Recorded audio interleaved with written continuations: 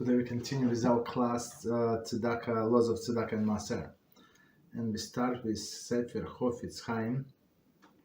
Big topic is the same Avak Loshen Hara, and today's topic sensitivities. To cause outright animosity between the Jews is to speak rechilus. To affect a minor degree of ill feeling between the Jews is to speak avak rechilus. An example of the latter is where one relates that someone spoke about the listener in a manner which is neither derogatory nor harmful, but which may cause the listener to be disappointed with the individual. The classic example of this where HaShem spoke critically of Abraham of Sarah, and here having expressed incredulity upon hearing an angel disguised as a wayfarer say that she would bear a child. Hashem said, "Why did Sarah laugh to say, shall I in truth bear a child, though I have aged?" It's from Bereshit 18:13. In fact, Sarah had said, "And my husband is old." The Talmud Yerushalmi, Pei 1:1 states that to repeat such a statement would be speak avak rechilus.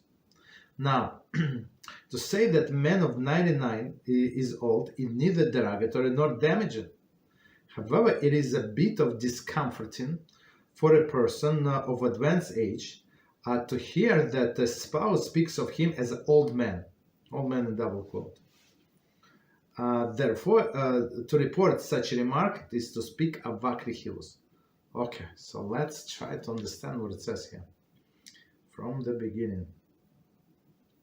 Okay, and it says to cause rechilus.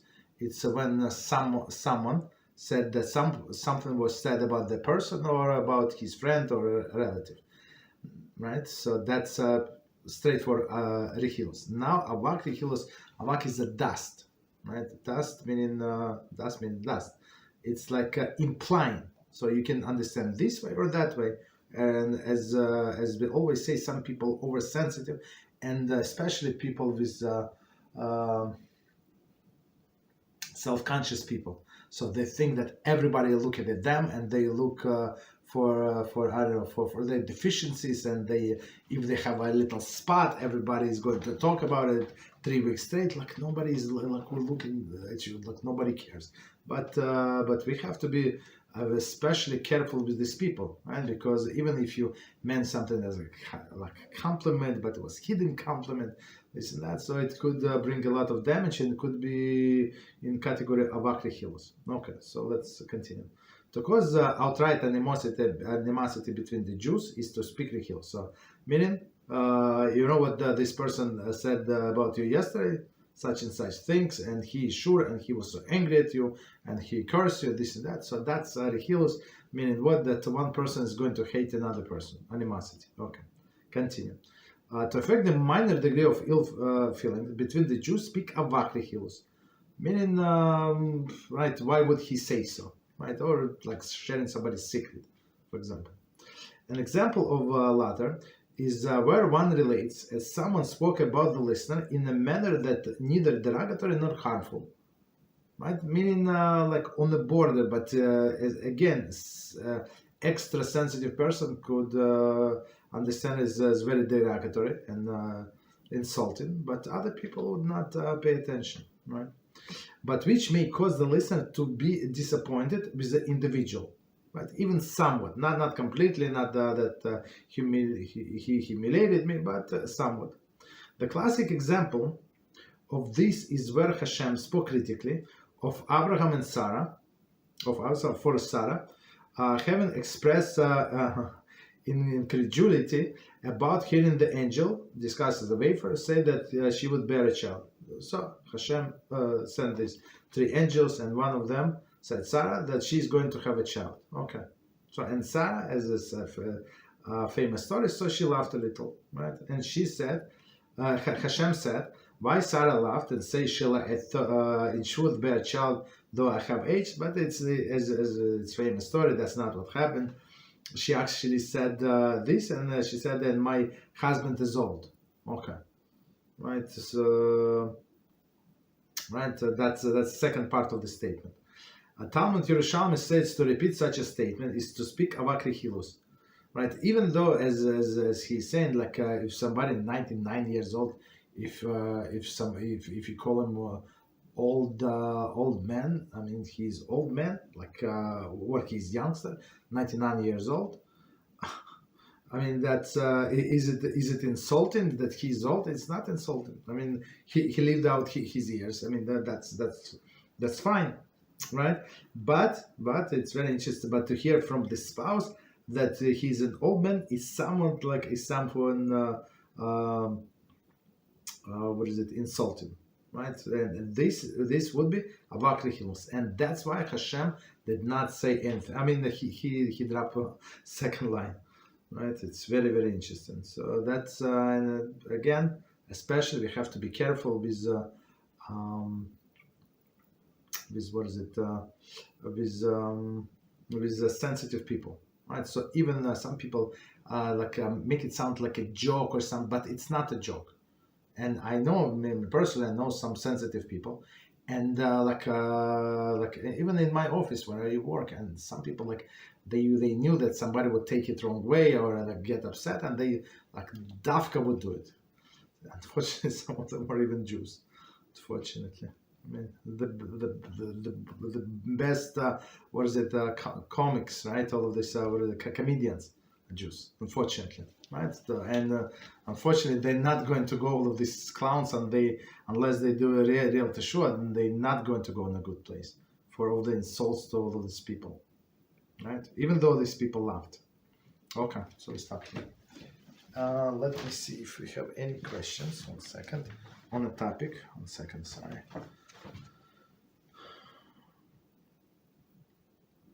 Okay, I think this is on a topic.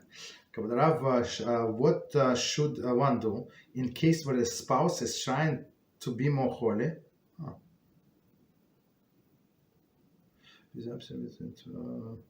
Okay, let's leave it for later.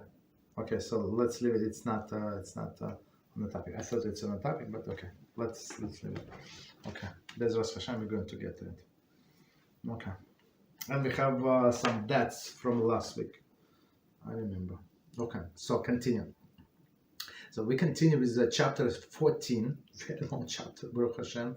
And the topic is additional uses for Maaser funds. So because of the holidays, last time we learned was a long time ago. Okay, so several weeks ago, 3 weeks. Okay. So next one, paying a tutor. Whether one is permitted to use Maaser funds for tutoring his children would depend on the following criteria. If he is trying to make sure that his child will be able to maintain the level of his class, one would not be permitted to use the Maaser funds to pay for such a tutor. However, the child is already up to par with the level of his classmates, and the parent wants him to learn an extra seder, then Maaser funds may be used to pay for such a tutor. So it's very, very straightforward. So the basic idea is exactly the same as we said many, many times, which is that you're not allowed to use Maaser for mitzvahs that you obligated to do. So you obligated to educate your child. Okay, so you have to work, you have to take care of the family, right? No problem. So pay somebody else to pay to do it. No problem. But if your child is behind, maybe because you didn't go to the better yeshiva, maybe this, maybe that, maybe it's not enough for a child just to study at school. You have to learn with the child also at home. Maybe. So in this case, maybe if you want to substitute you and somebody else, you cannot take it from Maaser because you had to do that. But if it's extra, if child on a level with the class and you want to advance to learn extra, which is not obligated by yeshiva, so absolutely, so you can use the Maaser fund, which is according to the logic what I said before. So next one, to ensure proper friends. There are poskim who maintains that one would be permitted to use Maaser funds to ensure that his child has proper friends. Proper friends. We discuss, so as the Mishnah in Pirkei Avos says, make yourself a rabbi, right? Make and buy yourself friends. So our friends for sale in some sense, right? You have to buy them. Buy them, I mean, in good sense, right? To keep up relationships going. We're discussing a situation where there are mitigating circumstances, such as living in a community where there are few suitable friends. Therefore, one who frequently must invite other children to one's home to be friends with his child may pay for any expenditure with Maaser funds, for example, travel expenses, food, games, etc. However, it is important to note that the leniency may only be relied upon in extenuating circumstances. Furthermore, we're going to explain. Furthermore, even if one has no choice but to rely on this leniency, care should be taken that one does not incur unreasonable expenses. Of course, is one's original acceptance of Maaser. One must stipulate that to use the Maaser funds for such purpose. Due to all the intricacies involved, it is strongly recommended that a Rav be consulted if the foregoing situation should arise. So let's see about friends. So first of all, we're talking about a situation when a person has no other choice. So if he or she, they have money, the family have money, they must pay for these friends. Not for the friends, for the food, for entertainment, for games, right? For I don't know, you cannot come, or you say please come, and they say no, we have only one car. How can I come? Say okay, no problem. I'm going to pay for a taxi. Okay, just go into taxi. I'm going to pay the bill. I'm going to pay Uber or other things. Okay, so that's perfectly fine. Okay, but again, only if you if you cannot afford it otherwise. So let's do it again, and we're going to explain. There are a few other things that I want to clarify. There are poskim who maintain that one would be permitted to use Maaser funds to ensure child has proper friends. So meaning what? If you don't ensure that your child has proper friends, so it's like all of this money that you spend to yeshiva, and it's almost wasted, right? Because of these friends from the street, the neighbors, they're going to show them internet, this and that, and guess what? The child is gone, unfortunately. Chas v'shalom. But that's what it is. So if you want to kosher children, and there are not too many in your neighborhood, okay, so that's you must drive them, you must bribe them, something that drive your child to them, right? Do what needs to be done. So you have your child is surrounded by kosher friends. They're discussing situation when there are mitigating circumstances, such a limited community, where there are few suitable friends. Maybe there are Jews, but not religious. Maybe religious, but not that religious. Very modern, this and that, and you're trying to be kosher in your house. And if you send your children to play in that with your friends, like so-called religious friends, from neighborhoods, so it's going to be disaster. They're going to see what they do in their house, and it's going to spoil your child. Not allowed. Therefore, one who frequently must invite other children to one's home to be friends with the child may pay for an expenditure with Maaser funds. Okay, so again, and may meaning no other choice, and etc. Right?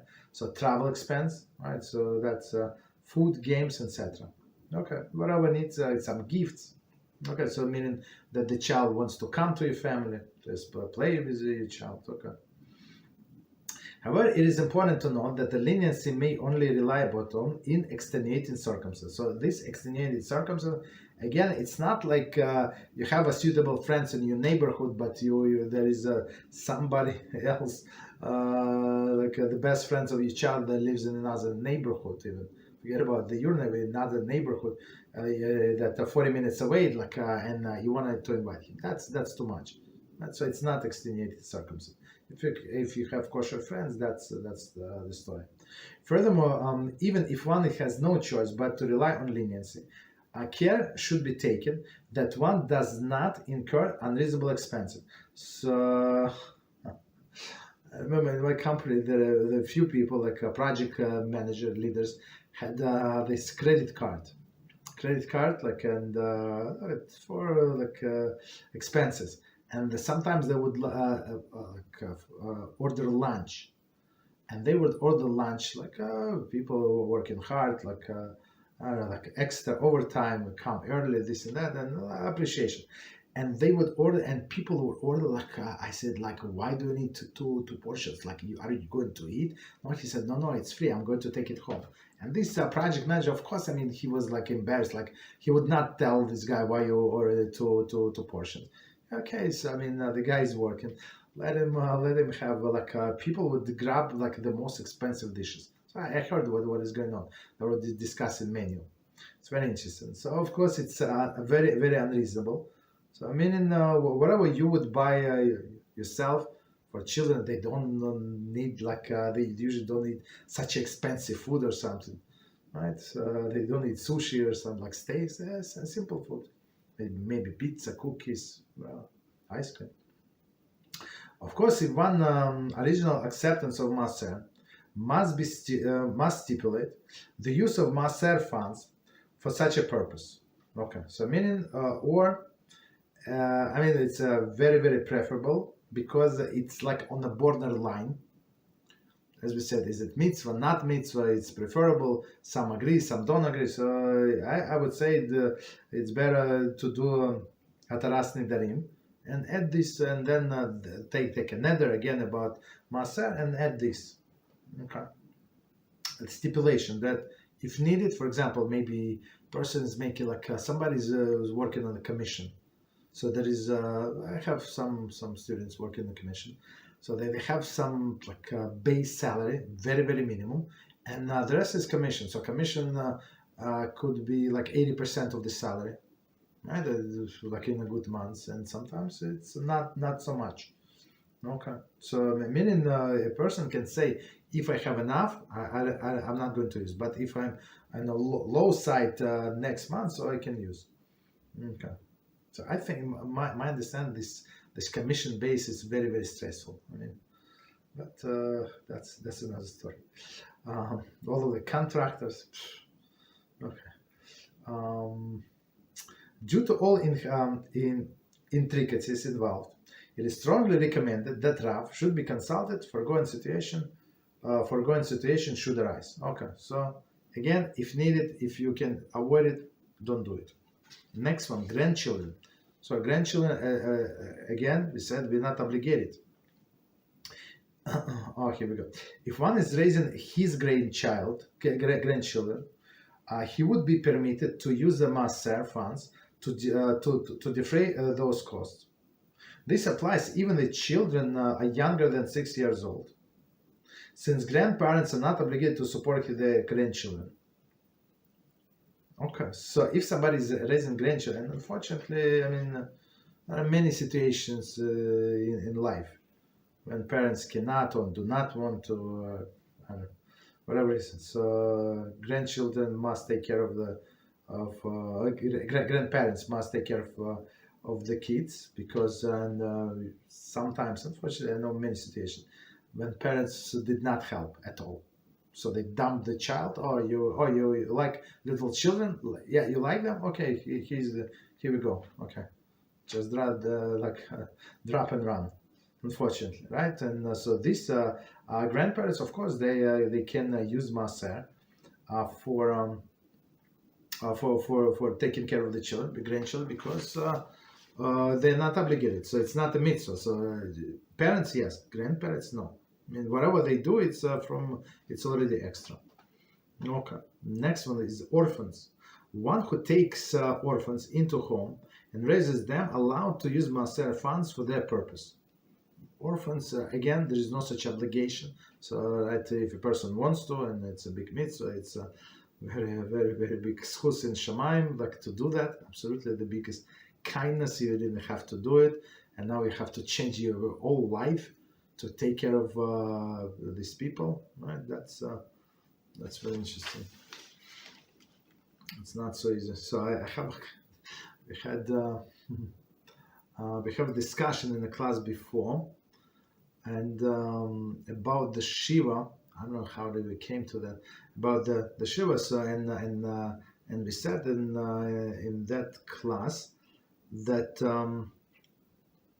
the orphan who was raised by someone, right? So he's not obligated to sit Shiva for the adopted parents, right? But if his mother showed up like after 35 years old, like abandoning him or her, and she said, "I'm your mother, hello," right? And then she dies. So the next day, so he's obligated to sit Shiva. Or maybe even he did not, like he knew that she's living in such and such town, and somebody called him and said, "Your mother passed away," so he's obligated to sit Shiva.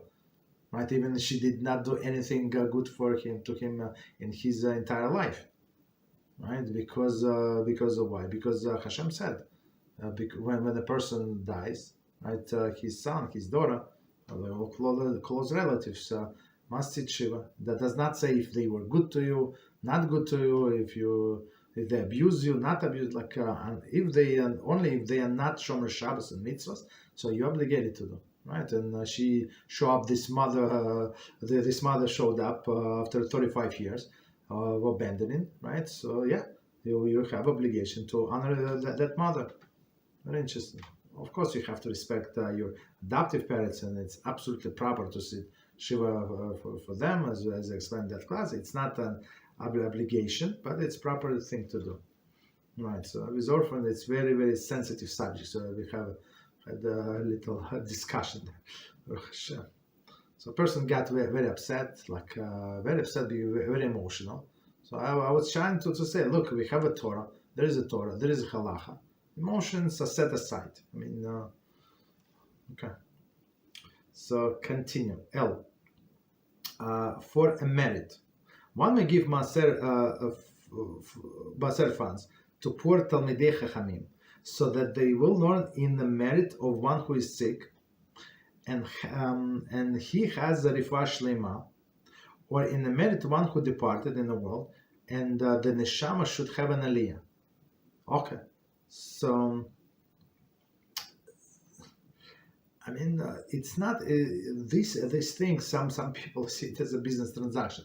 It's not a business transaction. It's tzedakah. Right, but like even though you give money to this Talmidei Chachamim, you want them to learn Torah, like in the merit, as he said, the sick person, or Leilu Nishmas, right?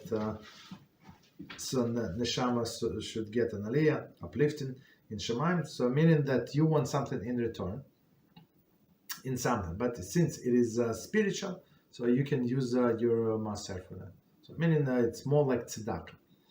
Okay, not more, it is tzedakah. Okay, continue. Next one, M.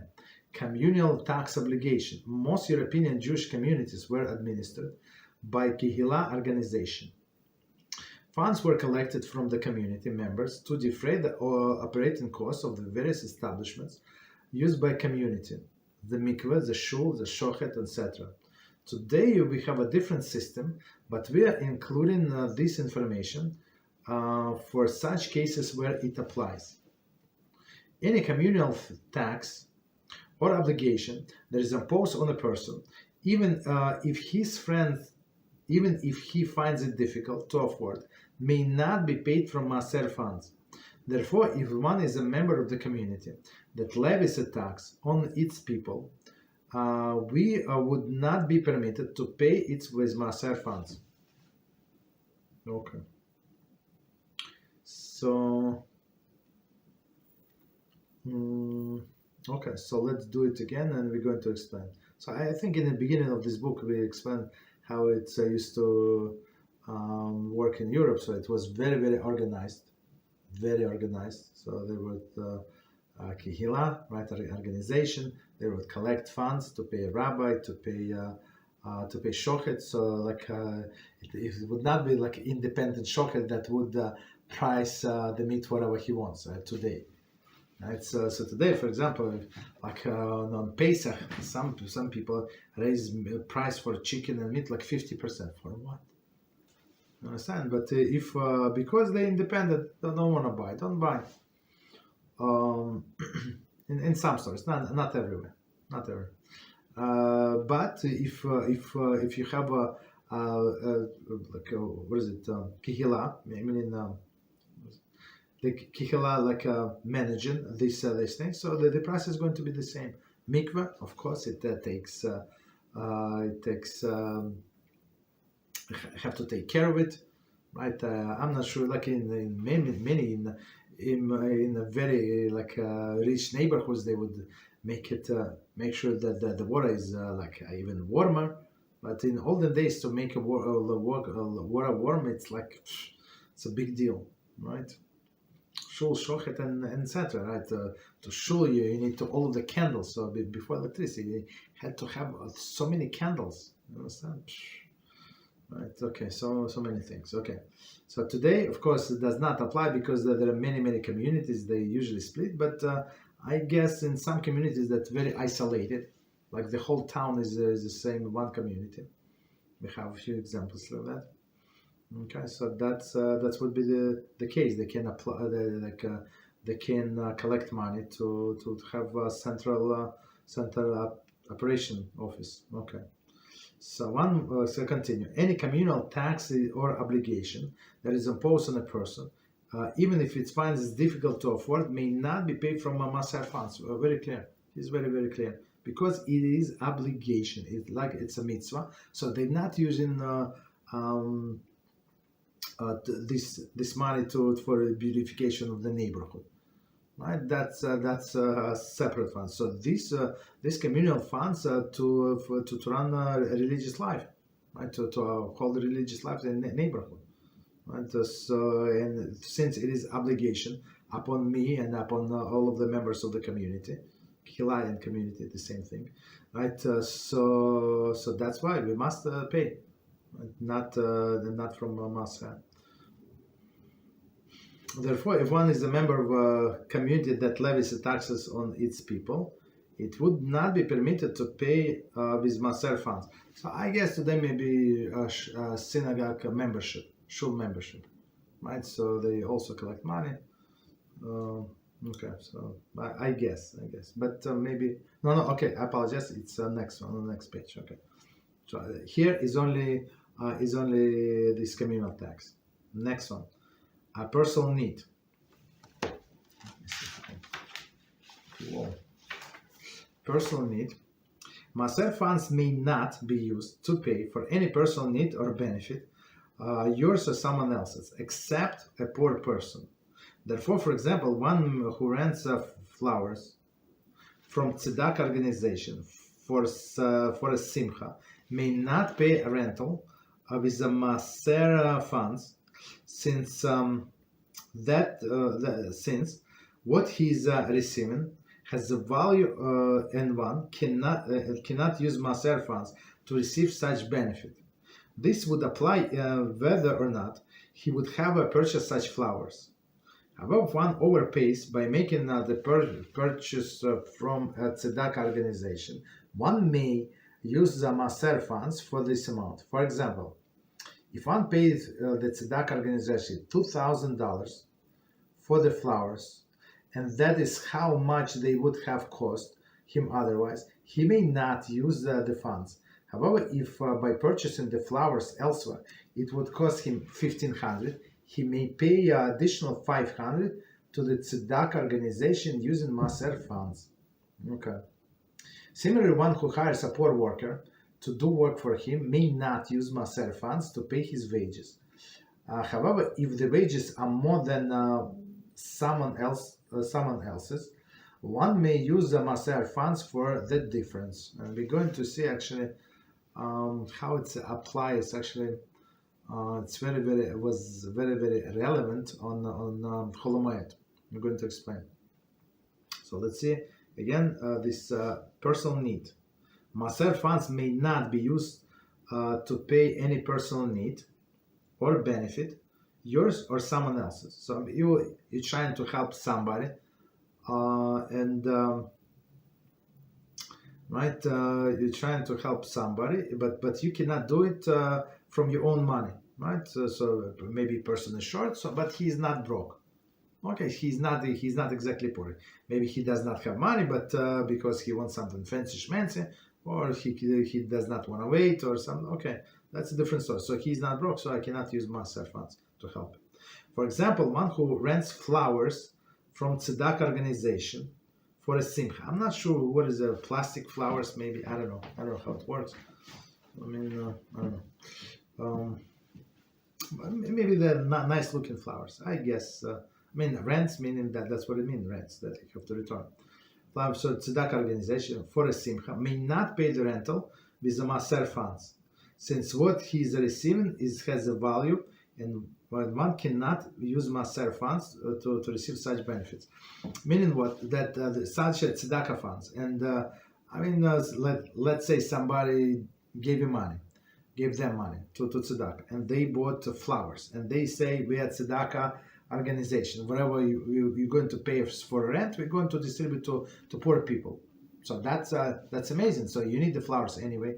Let's say right, and you better, like, I don't know, better not better. Some other people also need to make a parnasa, like a flower stores. Right. But we're not talking about this right now. Let's say you want to give it to tzedakah. It's that it helps many poor people, and you want to help. There is no problem. But you cannot pay with Maaser funds because you're getting something in return. So tzedakah means that I gave and period. I don't get anything in return. And the good examples that we gave some time ago about the books, right? You bought the Jewish books. If you donate them to the Shul, there is no problem. To Yeshiva, no problem, right? But if you want to keep them at home and lend to people so they can read, there is no problem. But you must write at the end of the book, at the beginning of the book, that these books were bought with Maaser funds. Meaning what? That after 120 years, when a person dies, so his children cannot leave this book to themselves. They're not his book. So he was like he invested into the books and he kept it in his house. That's the only relationship. So same as tzedakah, these flowers, right? They bought the flowers, right, for this money. So and they just keep it in some place. Okay. All right. So he cannot pay because with Maaser he getting benefit. Right, meaning as he said, as we're going to say, he's getting, he would pay anyway this amount, or if more, that's a different story. This would apply whether or not he would purchase such a flowers. Okay, so meaning even if he would not purchase such a flower, it does not matter. After the fact, we cannot read the person mind. Only HaShem can, right? So he bought these flowers now, like he rented these flowers now. That's it. So he has to pay from his own money. However, if one overpaid by making a purchase from Tzedakah organization, one may use Maaser funds for that amount. Okay. So sometimes, like I don't know, when on a Jewish website, like religious website, it's not if it's not a store, like you understand that whatever you pay is not like. Net cost. It's the price is much higher. So meaning it's tzedakah.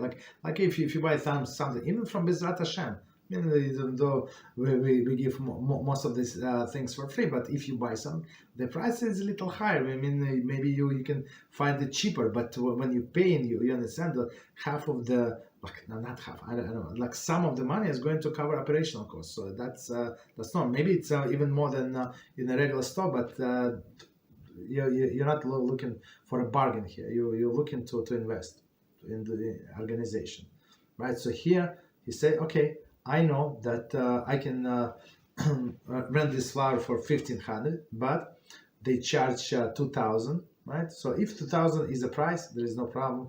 He cannot pay for Maaser. But if the regular price for this kind of service is 1,500. Yeah, so you can pay 500 with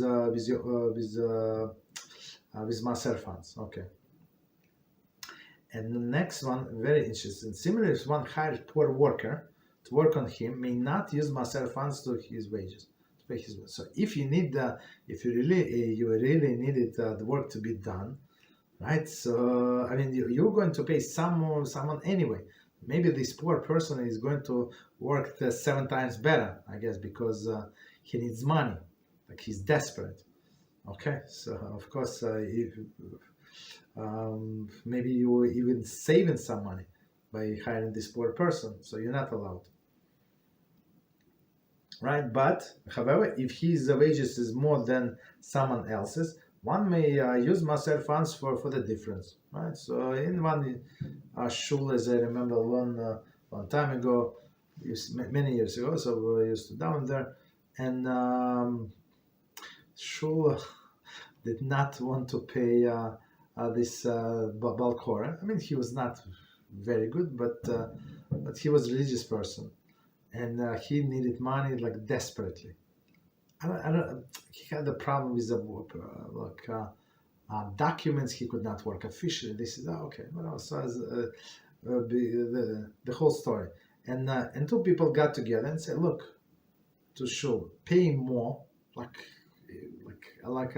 they pay him like a higher professional, like a very good Balkoran, but we're going to compensate, and every month, or like I don't know, they would pay in advance. I knew the arrangement, right? So they would pay. So of course this money is tzedakah. He did not deserve this much. I mean, but they want to give him. But the story is about this poor person in general, and Holomayet. So on Holomayet, we allowed many works are not allowed to be done on Holomayet. A lot, right?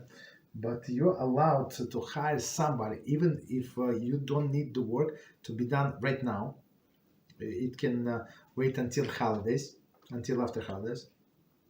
But you know that there is a poor person that does not need money for the holidays, does not need money, does not have money for the holiday, does not have money to pay his rent. So you allowed to hire such a person on Holomayet and pay him. Right? Even again, if you don't need this job, so that's exception, because it's tzedakah is, as we said in the beginning of this book, in a higher level, that we actually giving him money in dignified manner. Okay, continue. And as he said here, if you overpay him, so it's for sure from tzedakah, or from Maaser. Let me see if we have any questions on the topic. Sorry. Okay. Second.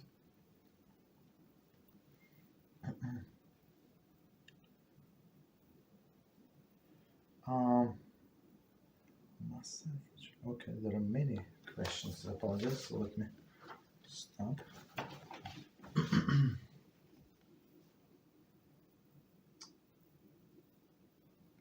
You know what?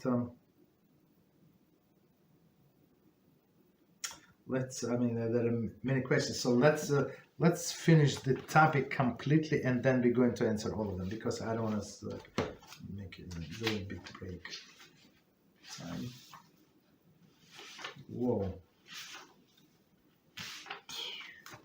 Not going to finish, but Beezrat HaShem. Continue. Wedding gift. One is permitted to give the wedding gift to indigent using Maaser funds. Okay, this applies even situation where he would have given him wedding gift anyway, since there is no obligation to give him a gift. Right. So very interesting point. So on the wedding, are you obligated to give gift? No, it's proper to give gifts.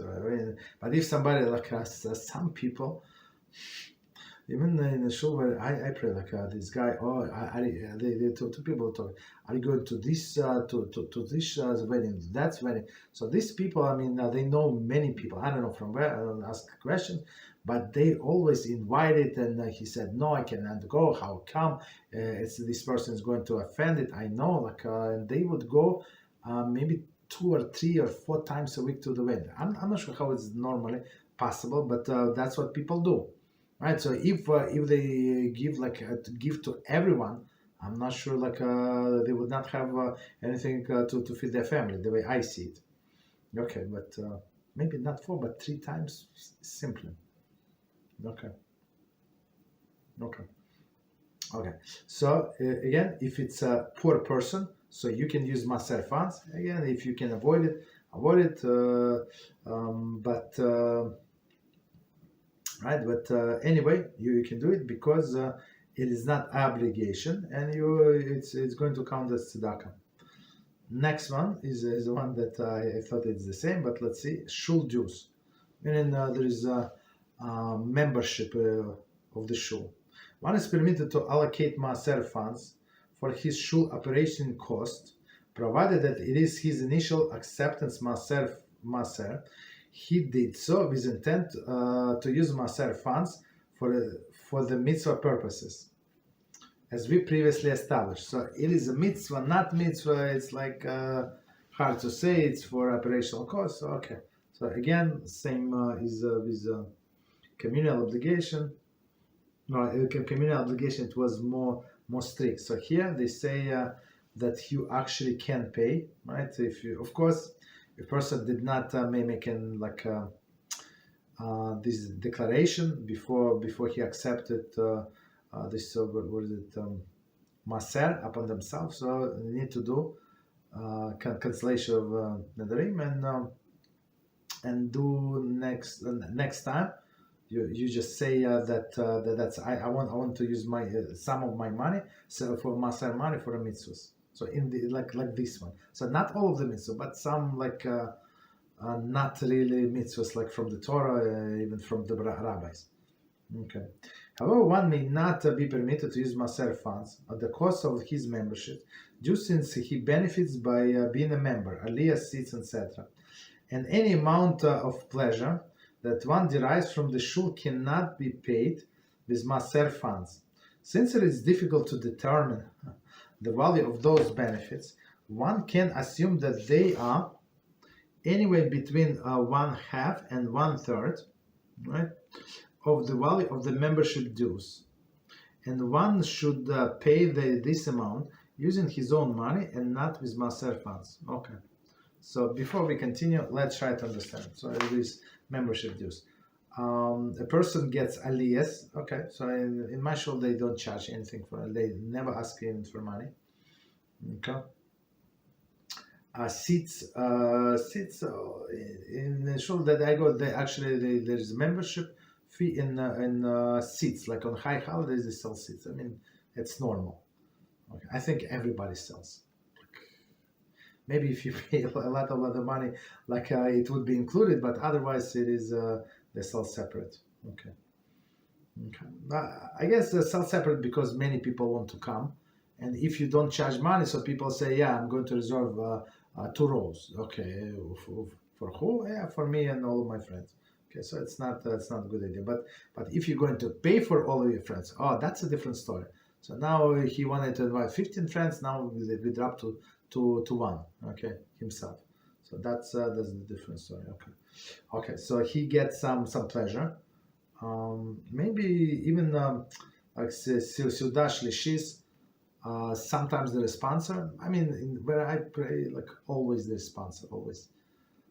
Sometimes when announced there is no sponsor, right away a few people jump in, step forward, Baruch HaShem, and say, yeah, we're going to sponsor. I'm not sure if one person can cover the whole expense for all people. I don't know, but okay, doesn't matter. But let's say there is no sponsor, so the shul is going to continue anyway. They're not going to stop just because there is no sponsor. So the money is taken from there. Okay. What else? Maybe they would pay for books. Sometimes, always books in the shul where I pray, it's very interesting. They wanted to change Sidurim. So they announce, okay, who wants to dedicate Sidurim, you can put your dedication to in the memory of your parents, in honor of your spouse, or something whatever, your children, grandchildren, whatever you want. So so you pay them money. They of course they get the discount. They buy the books, and they replace almost all of the books. Very good idea. and people did it. Okay. So, but what this expands the operational value from 1/2 and 2/3. Okay. So which is a lot. 1/2 to 2/3. So his pleasure, whatever his benefit that he derives. So again, for if you if you give the benefit, it's not tzedakah, right? It's business transaction. Okay. So right, but for the rest, 1/3 or 1/2, you can pay from Maaser funds. Continue. If being by a member of a particular shul, one would receive certain personal benefits which he wants, he would not be permitted to deduct the value of these benefits as Maaser. I give you an example. In my shul, there is a pool, right? So of course I don't go there. It's a men 3 days a week, and women I think 2 days a week or 3 days. I don't know, like alternate. I'm not sure. Like there is a pool, and it is free for members. So if you want to pay people who are not members, they have to pay for usage, but for members it's free. So I'm not sure if somebody is actually using this pool. I'm not sure if you can write off anything from this membership. Continue. Therefore, if the shul charges membership dues of $100, another shul charges $200, but include the right use the simcha sorry, for free, one would not be able to deduct the extra 100 from Maaser, since the amount is being applied to one's own personal benefit. However, if one does not require those additional added benefit, he may deduct the extra amount from Maaser funds. Okay, so I mean, the way I understand it, it's sometimes they have this hall. We also have the social hall, huge one. They do weddings there, other like bar mitzvahs, other celebration, huge hall. I'm not sure what they do for members. I think members pay, but like a minimum amount. But people from outside, they pay full price, sure. Okay. So of course, I mean, if it's going to be free, or even if discount, even if you did it once a year, right? Once a year, you already benefited. Like the whole costs a lot of money. But if you don't have your celebration there and stuff, like it's of no use. Yeah, they give you benefits, but I don't need it. Okay. Next one, Yamim Noraim seats. So meaning Yamim Noraim, it's like high holidays, Yiras Shamayim, Yom Kippur. Using Maaser funds to purchase a seat for Yamim Noraim is not permissible, since having a seat is considered a personal benefit, right? So I mean, usually many people come, right? Everybody wants a seat, so yeah, you have a personal benefit to have a seat. However, any amount above the value of the seat may be paid with Maaser funds. A Rav should be consulted, since it is difficult to determine the value of the seat. Okay. I'm not sure how much is the value of the seat. I'm not sure. I mean, maybe average whatever other shuls charge, but I think they charge almost the same. I don't think like any plus minus, like maybe I don't know, maybe like 20% difference. So like, okay. So next one, building fund. So again, so since you get in personal benefit, you're not allowed to use Maaser funds. Building funds. Many shuls and yeshivas have a building fund, and if one is a member of and sending his children, he is asked to contribute to the building fund. May one use Maaser Maaser funds to pay for this? If Shul Yeshiva obligate one to contribute to building fund, one may not be permitted to use Maaser funds. However, if it is optional, one is permitted to use Maaser funds. I mean, it's in my shul as well. Like they have a building fund. Meaning, what is building fund for renovation? So I had leaked, roof leaked. Right, so it's huge expense. Then they need like elevator, right? Like for a wheelchair, also like a big expense. So that comes from a building fund. So sometimes they would ask people to contribute, but there is no obligation.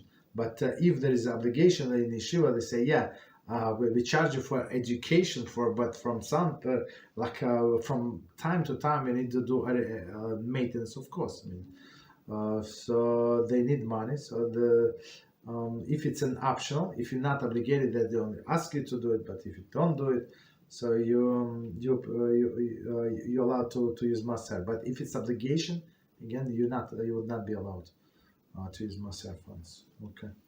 So let me quickly check time. 1 second. So maybe we do a few more. So next one is raffle tickets.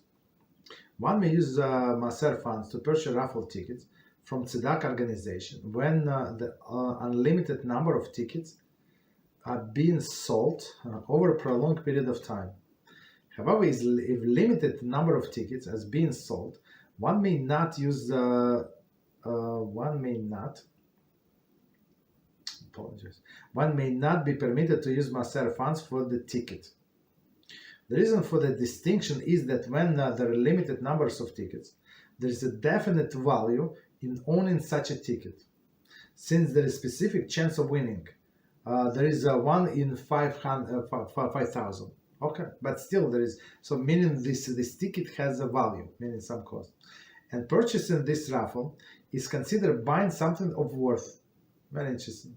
Consequently, one may not purchase the right for himself using Maaser funds. However, when unlimited number of tickets are being sold over a prolonged period of time, there is no set value of owning a chance to win. Okay, so unlimited meaning that, I mean, they continue selling, so there is no like stopping point or something. He is thereby purchasing a ticket that has no value and may therefore use Maaser funds. We're going to explain all of this, so it's very interesting, very interesting. One second. Okay, let's do this paragraph separately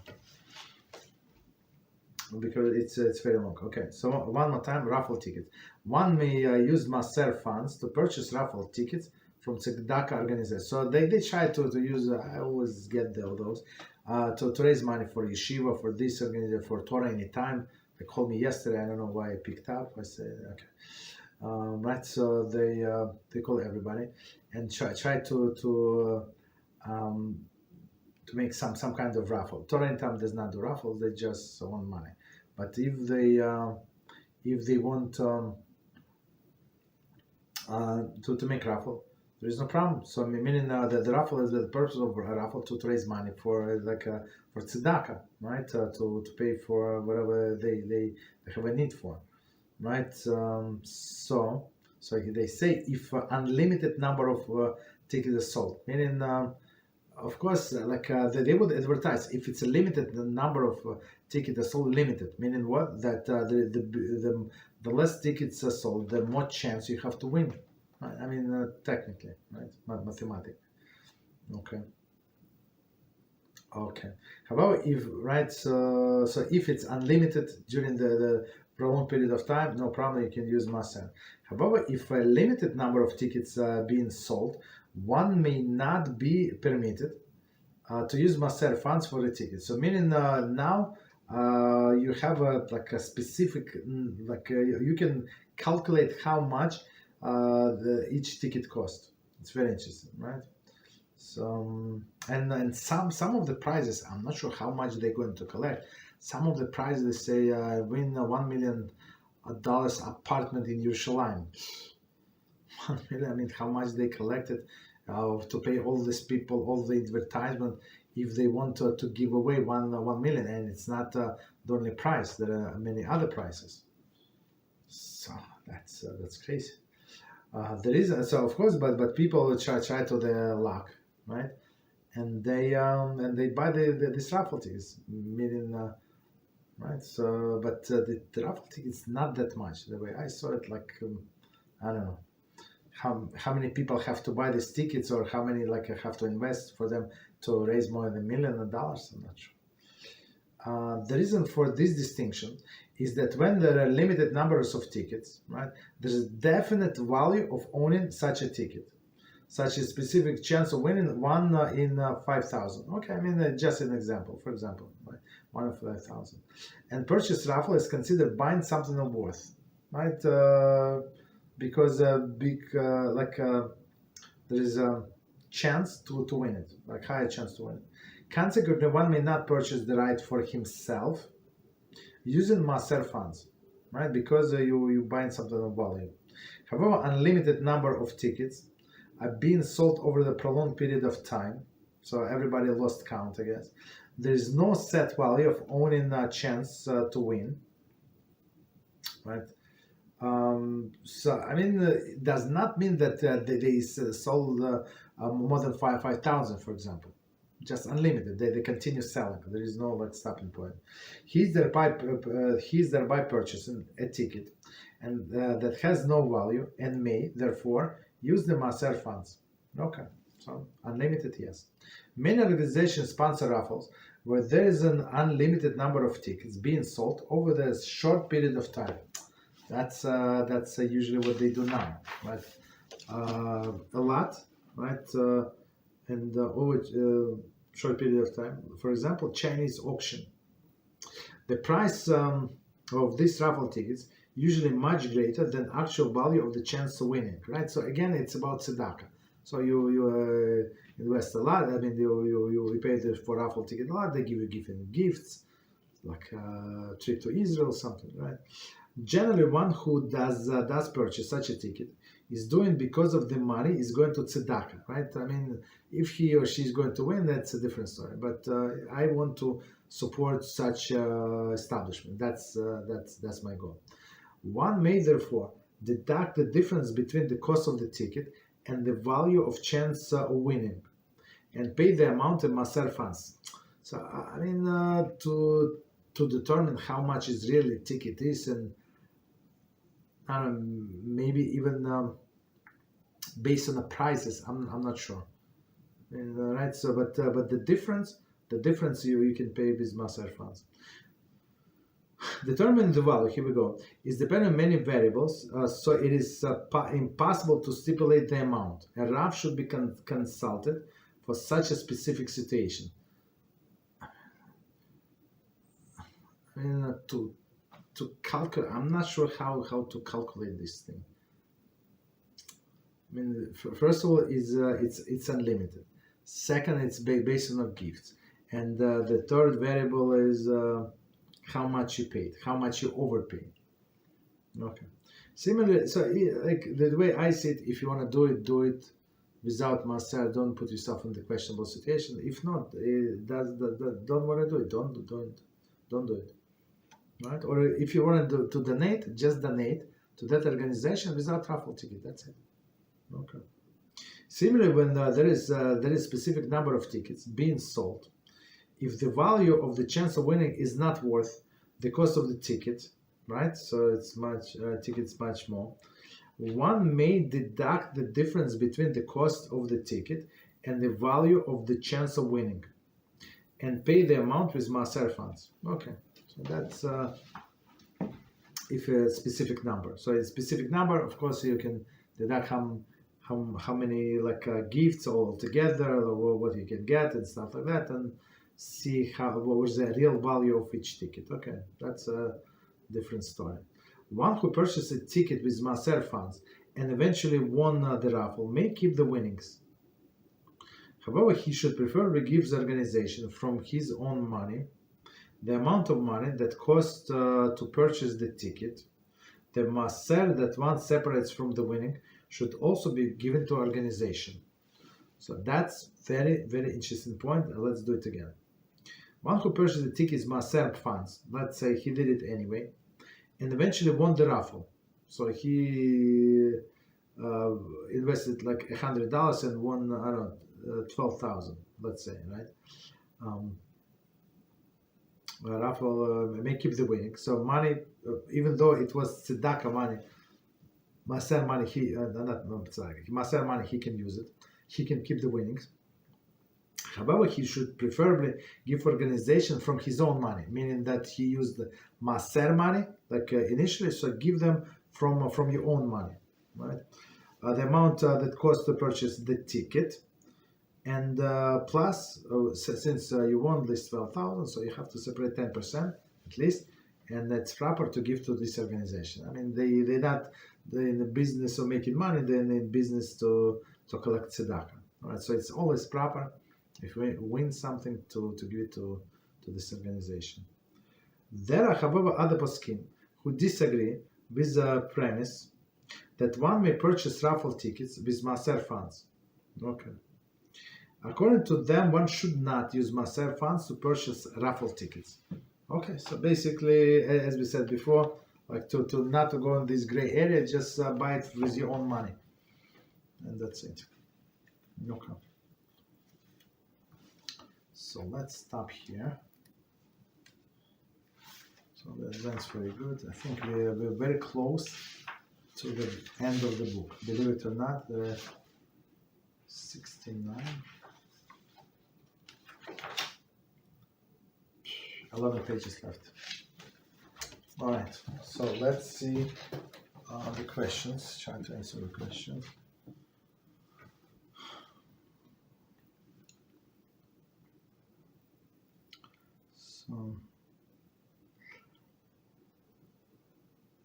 So let's try to stick to subject first.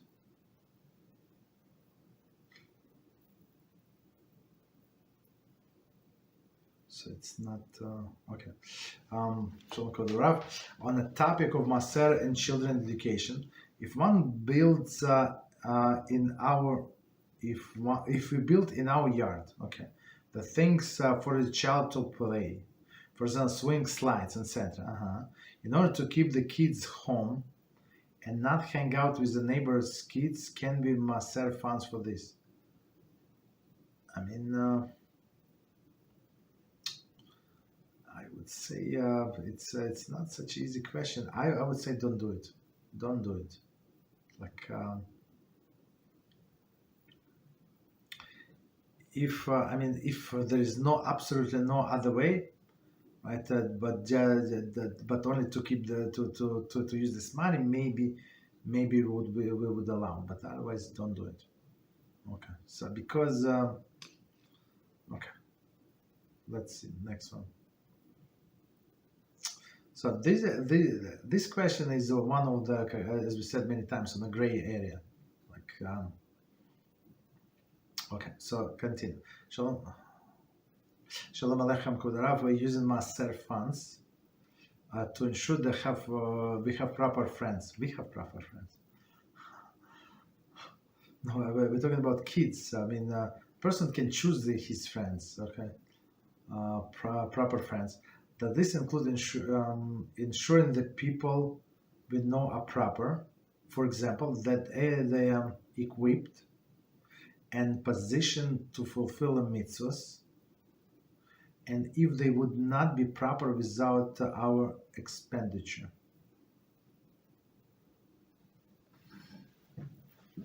So let me read one more time. When using Maaser funds to ensure we have proper friends, so we, maybe adults, right? Does this include ensuring that people we know are proper? People are proper. Okay. For example, if they're equipped and positioned to fulfill mitzvahs, and if they would not be proper without our expenditure. So if I understand the question correctly, meaning if somebody cannot afford tefillin, for example, am I allowed to buy tefillin and use Maaser funds? I mean, if person is obligated to pay for his own mitzvahs, so if he cannot pay for his own mitzvahs, right, and he's a poor person, not because he's misusing money. Many people just misuse their money, or they're lazy, or this and that. They don't want to work, they want to be holy or something, right? I mean, you can be holy and still work, and you can be holy and get parnasa and not be dependent on other people. You can always, for example, I needed tefillin for somebody, and And somebody asked me, somebody suggested to me, ask people for to donate used tefillin, right? And some people, they would buy like better quality tefillin, right, for themselves, and they keep old one just in case, right? And we said somebody like needed tefillin. That's what they told me, and I got him somebody's used. I mean, it was used, but still, I think a good condition. And the person said that he checked it not too long ago, like a few years ago, 2 years ago. So meaning everything is kosher. But this person was, not this person, was not very happy because he thought that I'm going to give him the new tefillin $2,000. Like you normal, if you need it. If you want tefillin for $2,000, go work a little more, go collect tzedakah, do whatever you need to do, and pay for it. But if you ask other people to pay for your mitzvahs, I mean, maybe some rich organization they can give. Somebody did me a favor, give me free. So look, okay, that's very annoying. So I would say unless person is really like poor, really poor. So yes, it's going to be tzedakah. Right? I would say just give him money and let him buy tefillin, or if you think that he or she, let's say, are going to mishandle the money, better buy tefillin for them. Maybe get together with few people, no problem, right? But so unless he's poor, if he is poor, can buy. If not, not. Next one, are we allowed to lend our Maaser funds for the sake of the mitzvah that the borrower who is not poor needs to perform, but no money at that moment? It's actually, that's what Chofetz Chaim writes. I think, if I remember correctly, in this end of yellow book, in this Chofetz Chaim book.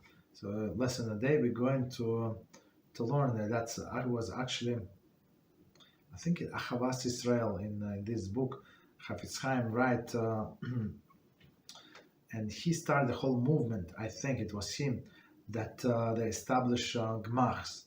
Gmachs meaning to lend people money, poor people, and you can use it from your own tzedakah funds. So you set up some money, and then people need it. Of course, whatever. Some people, I remember when I was little, so everybody were like very poor. Not very, but like the same. People sometimes did not have money till the salary. Like the people would be paid once a month, and maybe like they get advance like 25%, 20. I don't remember, like 20% maybe, like in the middle, in the middle of the month, so the 15th, but like 80% only at the end of the month. So many people could not handle the money or whatever happened, so they would borrow like 5%, 3%, whatever you need. So you understand? So if you can help this person just to live another 3 days till they get the money, so they can buy food, that's amazing. Yeah, that's for sure. That's tzedakah. Again, we're talking about people who are poor. If person he's in a real estate and he invested in a new building and now he does not have cash and they come borrow from you, there is no mitzvah. Of course, you're not allowed. Of course, you can lend it to him, but you cannot do it from Maaser funds for sure. Maaser funds are for poor people. Okay. So again, we have to see this. Yes, so he's not poor. There is no money. But you're allowed to lend it to him from your own funds. Okay, next one. So the Rav, a question about Raffle tickets. I heard we are not allowed to buy a lottery ticket unless it is a religious, negligible amount of money. Okay, like the $1 or so, because this is similar to the gambling. I wonder if so, why we are allowed to buy raffle tickets. Okay. So you're right, 100%. So this lottery, like a government or private lottery, whatever they run, you're right. It's gambling. It's absolutely forbidden. Unless person wants to buy one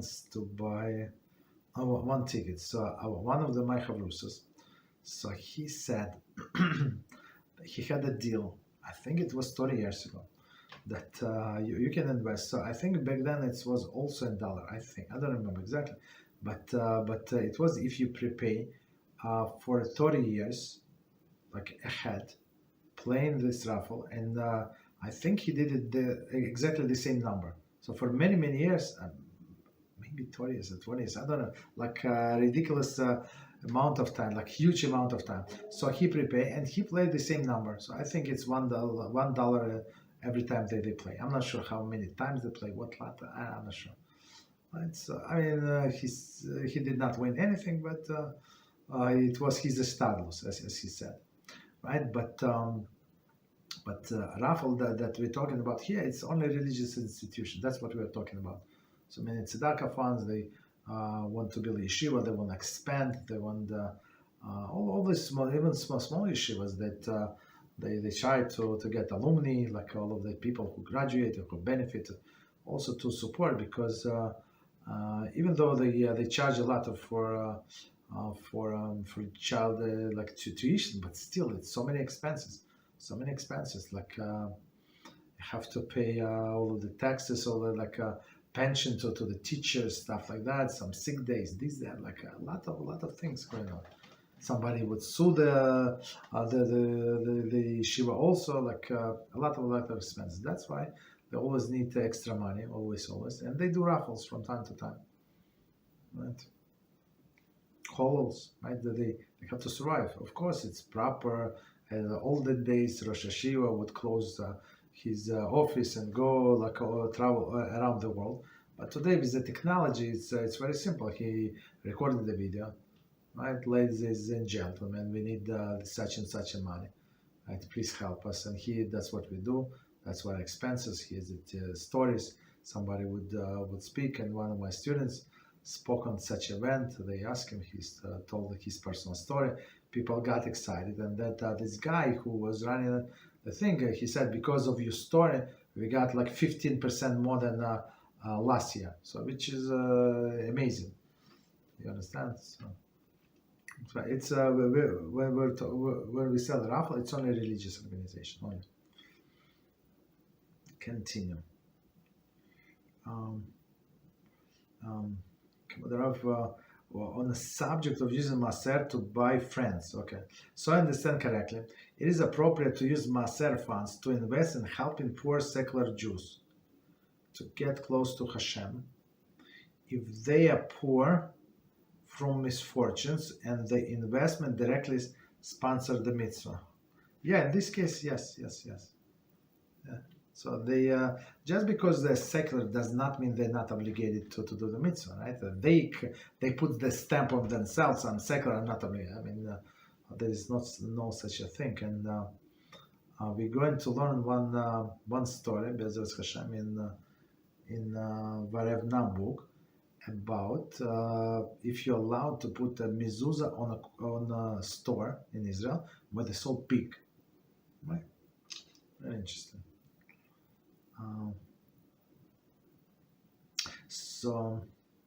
So now, follow up. So to make sure I understand correctly, the essence of the prohibition regarding organization itself, but not the motives of the purchase. Whether he tries to win the ticket or not. Yeah, I mean. Most likely in all of this raffle you're not going to win, most likely. You understand? So and you give them money because you want to support the cause. If you win, but most likely you're not going to win.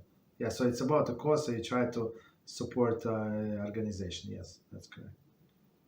On motives. It's not a win. You want to win, you go to other places. Okay. So let's do a little next topic.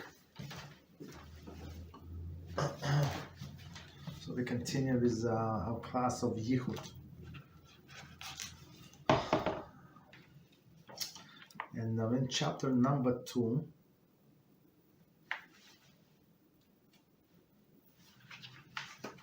chapter number 2. And our big topic, just quickly.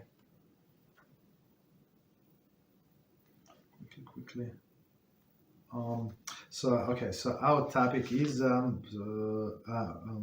rabbinic Yichud, right?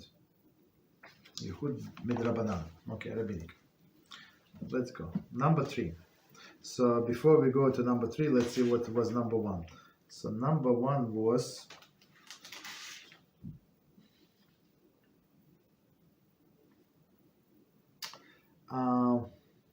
the purpose of distinguishing between the Yichud midrabanan and the Yichud midrabanan. Number 2, 3 factors that define the Yichud midrabanan.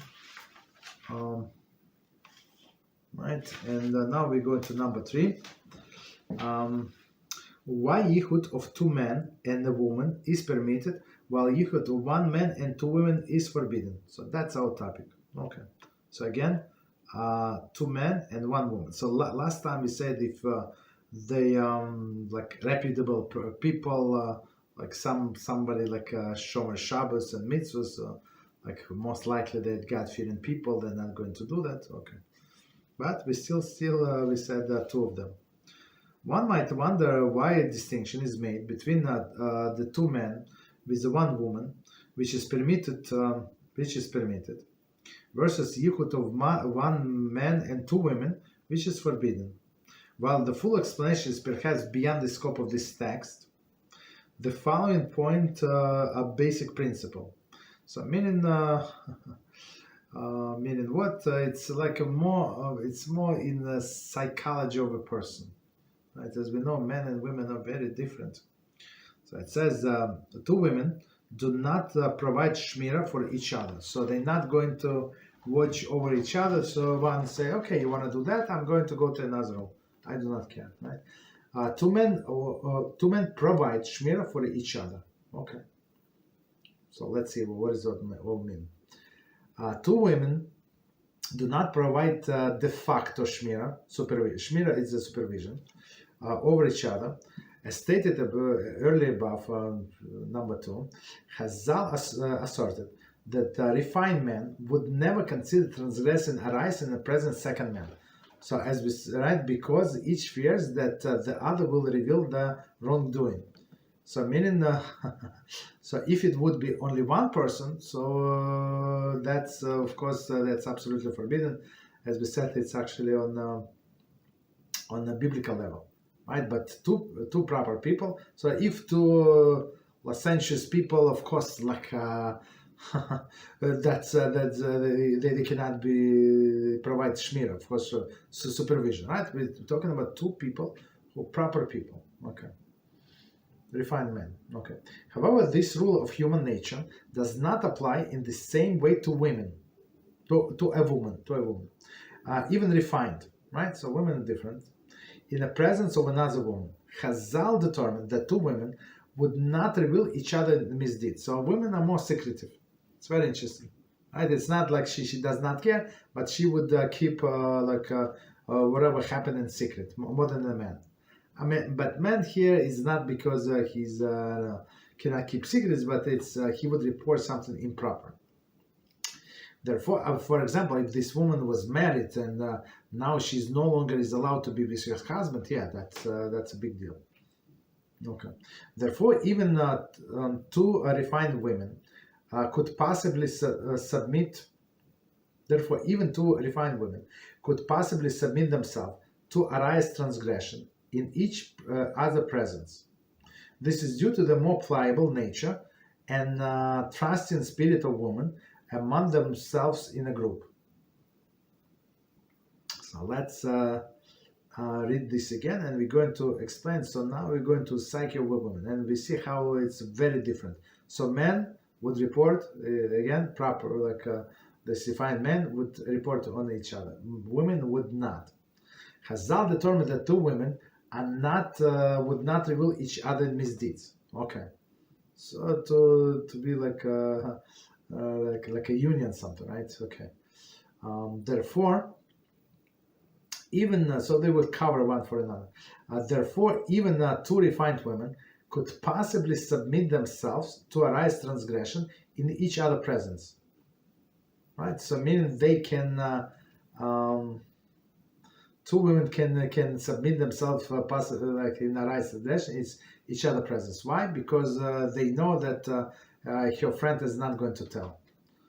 And we're talking about refined women. We're not talking about not refined women, right? Not refined, like there is nobody is talking about it, right? So we see how this all this danger. So Chazal said that's the psyche of the person, and it was written in a long time ago. So needless to say, in our days, right? This is due to the more pliable nature of trustling spirit of a woman among themselves in a group, right? So women can be like in such a situation, then can be very, very dangerous to women. Even she's proper, she's refined, but in such a situation, she would do something improper. Okay. While this trait might be viewed as an attribute, it can also be vulnerability in a context of Yichud, because it can allow even refined women to act uninhibited amongst themselves. Okay, so let's try to understand what it says here. While this trait might be viewed as an attribute, meaning somebody like not proper, right? It is also be vulnerability in the context of Yichud. So now she said like she feels maybe that she's under the pressure in some sense, right? Because it can allow even a refined woman to act uninhibited among themselves, right? So under the pressure, maybe under the pressure of circumstance, nobody would find out, only this one time. So that's scary, very, very scary. So men would be scared that his friend would publicize him, but women are not. Okay, so that's the difference. Next one. Two men provide de facto shmira, supervision for each other. Men do not possess this pliable and trust in nature, meaning that giving in, right? So meaning that they would resist, trust in nature, and would therefore not be allowed themselves to submit to arise transgression in each other presence. So women would, men would not. Okay, that's a big difference. I mean, we're talking about proper men. Two men in Yichud is thus de facto shmira, supervision over this group, right? So meaning the one would stop another. So he would not do it in front of another guy, but the woman might do it in front of another woman and even together with her. Okay, continue. One must be noted, however, that the leniency regarding Yichud with two men applies only if men are refined Torah observant, referred to as kesharim, right? See chapter 3. So we're going to get it. So again, so if they are like people from the street, not religious, nobody like said that one is going to watch over the other. It's opposite. So these people are dangerous, right? But we're talking about this refined man, Torah observant, kesharim, meaning straight. Straight meaning kesharim, like straight meaning straight with HaShem. Continue. However, when lacking Torah ethics and refinement, for example, absorbed in today's culture, are not kesharim and are typically driven by their base instinct, this can be seen as a conduct or demeanor that is vulgar or halachically immoral. For example, is unserved with women, unreserved with women, frequents mixed beaches, etc. Individual of this type, so let's see, are called prutzim, and cannot be trusted in any Yichud situation with women, even in the presence of many such men. Okay, because I mean, for them, they watch television, been on the beaches, have many wives, right? So that's not these people we cannot trust. So again, when however men lacking the Torah ethics and refinement, okay, so I mean not religious or semi-religious, right? there is absorbed in today's culture are not kasherim, right? Not the people that this reputable stature that we would trust, right? And that would be embarrassed and would report, because otherwise, like these people, they would keep the secrets. And sometimes I remember in the office, like, why do I need to keep? And they would tell the secrets what they did. Like, but they would say like secrets and a secret. I'm not sure like how is it how this person is smart. Like he would say very loud. I mean, I would hear. So he would not talk to me, but to somebody else. But I mean, you have everybody in open space, so of course you can hear what they're talking about, right? And I'm not sure how these people were not afraid, because from time to time we had a company party, and some people would come with wives. So I'm not sure why would they. Maybe because of lack of brain or so. Somebody would report to their wives what these people are doing. I don't know. Right, but so these people not kesherim, let's put it this way, right? And typically driven by their base instinct, right? So they cannot watch over each other. This can be seen as a conduct or demeanor that is vulgar or halachically immoral. Okay, so meaning that for them, they just see the opportunity, right? They don't care. She's married, not married. Unfortunately, is unreserved with women, so he would do whatever he wants. Frequents mixed beaches, etc. So I mean, it's very, very, very good with these unfortunate things. Individual of this type, are called prutzim. So prutzim like prutza, it's like a prostitute or something, like these vulgar people. Cannot be trusted in any Yichud situation with women, even in the presence of many such men. Okay, so I mean, with a proper man, we said maybe if it's two, if there are three of them, right? We said last time.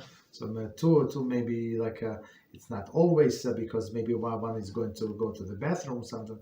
But if three is much better. But here is not religious people with this prutzim. It doesn't matter how many of them. Next one, 8.3. Yichud, one man with three women. Okay, so very interesting. Some poskim distinguish between Yichud of two women versus Yichud with three women. So as we said, like in the beginning, so it's like not everybody agreed to that. Okay, they argued that in the case of three women, the Yichud is permitted because the third woman is equivalent to a shomer. So two yes, but three too much of the group. Similar to the case of two men. Similar to a case of two men in Yichud with one woman. Okay, so we compare here three women and one man to one woman and two men. Okay, women in which the second man serves as a de facto shomer. Okay, this is known example as harbei nashim. Okay, so we're going to see in details in chapter 3.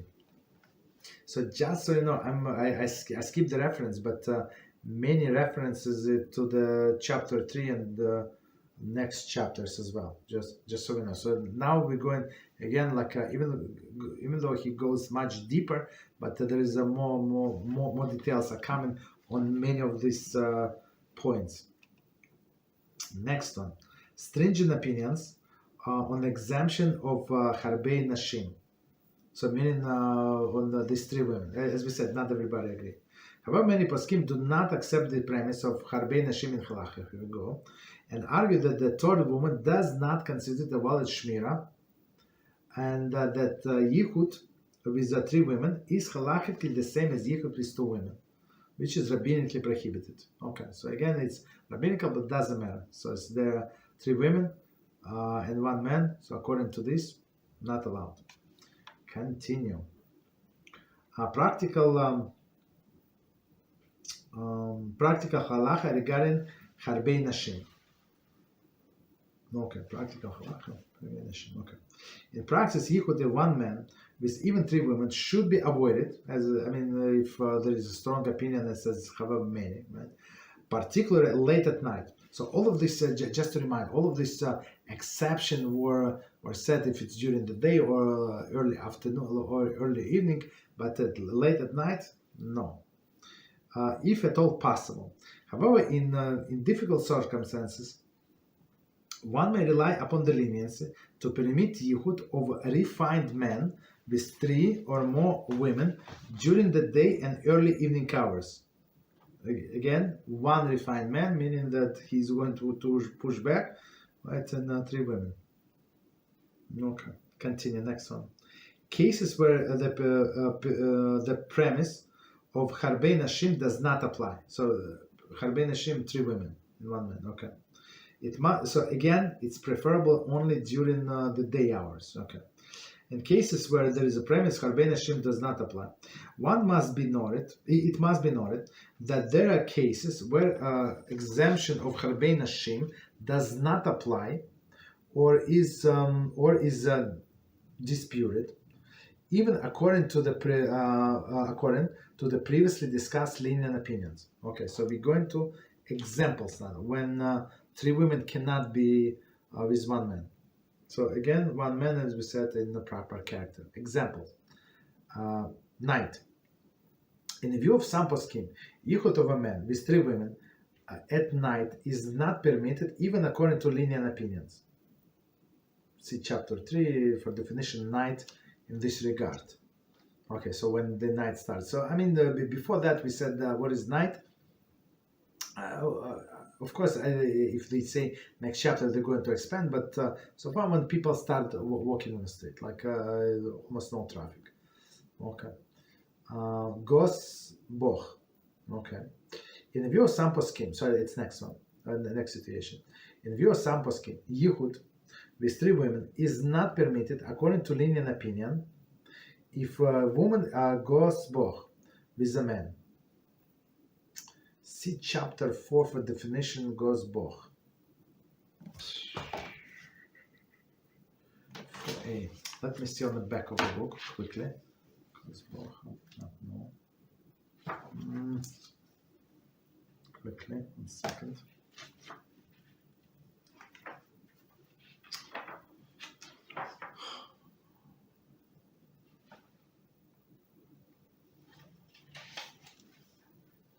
Maybe it's not here. G, here's a G. Goes both. No, it's here. Literal is familiar with her. In this context, the laws of Yichud, goes both, define the nature of social relationship between any man and a woman. Thus, a woman is classified as goes both to any particular man with whom he feels close relationship and rapport, and with whom there is likely to be fewer inhabitants, to be fewer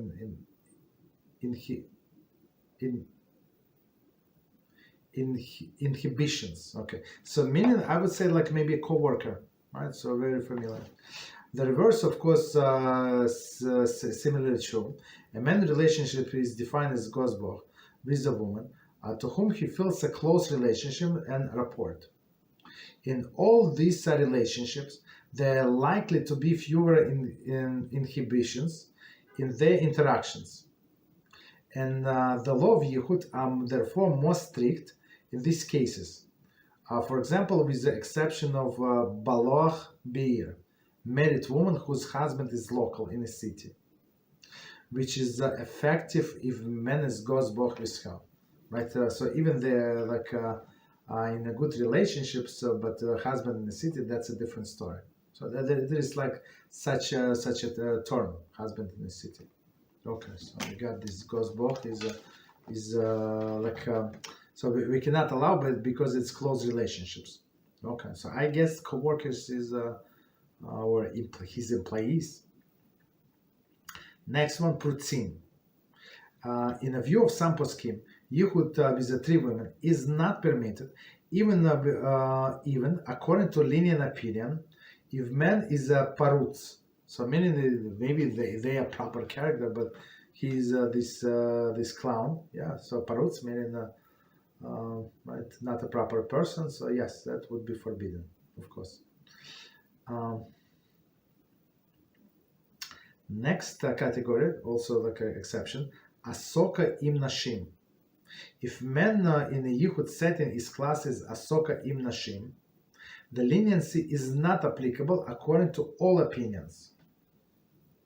See one just below. Okay, so let's see who is this person asoka im nashim. According to almost all of the opinions, the exception of three or more women does not apply in a case of asoka im nashim. The term asoka im nashim refers to a man whose profession or occupation involves providing women needs. Right? See chapter 4. Okay, for further elaboration. Yichud of asoka im nashim, man, is not permitted with many women. So these people who sell perfume to women, who sell the owners of the stores, when women frequent, like for example, they sell housewares, right, or some dishes and forks and silverware for simcha, right, for celebration, or they some like sets they would give as a gift to newlyweds. So usually women go shopping. So these guys, they're very good with women. So that's he knows how to talk to women, how to make them laugh, and they feel very comfortable with him. They would not feel so with any person on the street, but with this guy, yes. Those are dangerous people. Okay. Examples: a peddler or a shopkeeper, okay, who specializes in selling women's wear, custom jewelry, cosmetics, perfumes, etc. Is asoka im nashim, right? So meaning he always the whole day he talks to women. Women even three or more at once may not be patronize his business or at home, right? His business at home or after hours in his shop if he's alone and the door is locked. So, but usually the door is open. But after hours, he said, "Okay, look, you're my last customers. I don't want anybody to come in. So just buy whatever you want. I'm going to close the store and have closed the gate. So meaning that nobody is coming. So that's the huge issue, right? So a few times in my life, I was in a store with buying something it was delayed, whatever, and owner said, "Okay, I'm going to lock out. I'm going to open." I mean, I was with my wife, but and we were like after hours. So I mean, it could be me, or it could be other women, three other women, three other women, right? Or very possible. So for all other passerbys, the store is closed. So that's scary. Okay. So okay, note the classification of asoka im nashim, right? So this person who is often sells to women refers only to a man who deals personally with the female customers. It does not include men who merely market women's products, sell them online. That's very very good point, right? Meaning that right, so there is no interaction, especially personal interaction.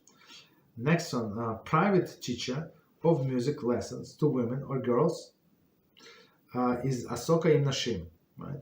Women, even three or more at once, may not patronize his profession at home or off or after hours, at his shop, or if he alone is and the door is locked.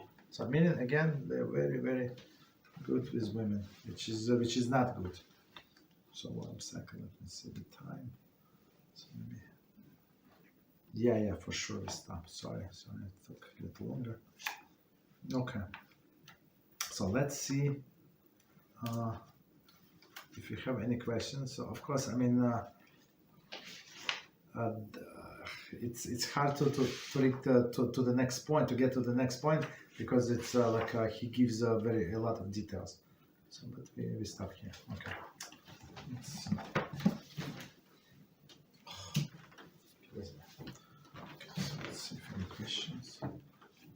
topic.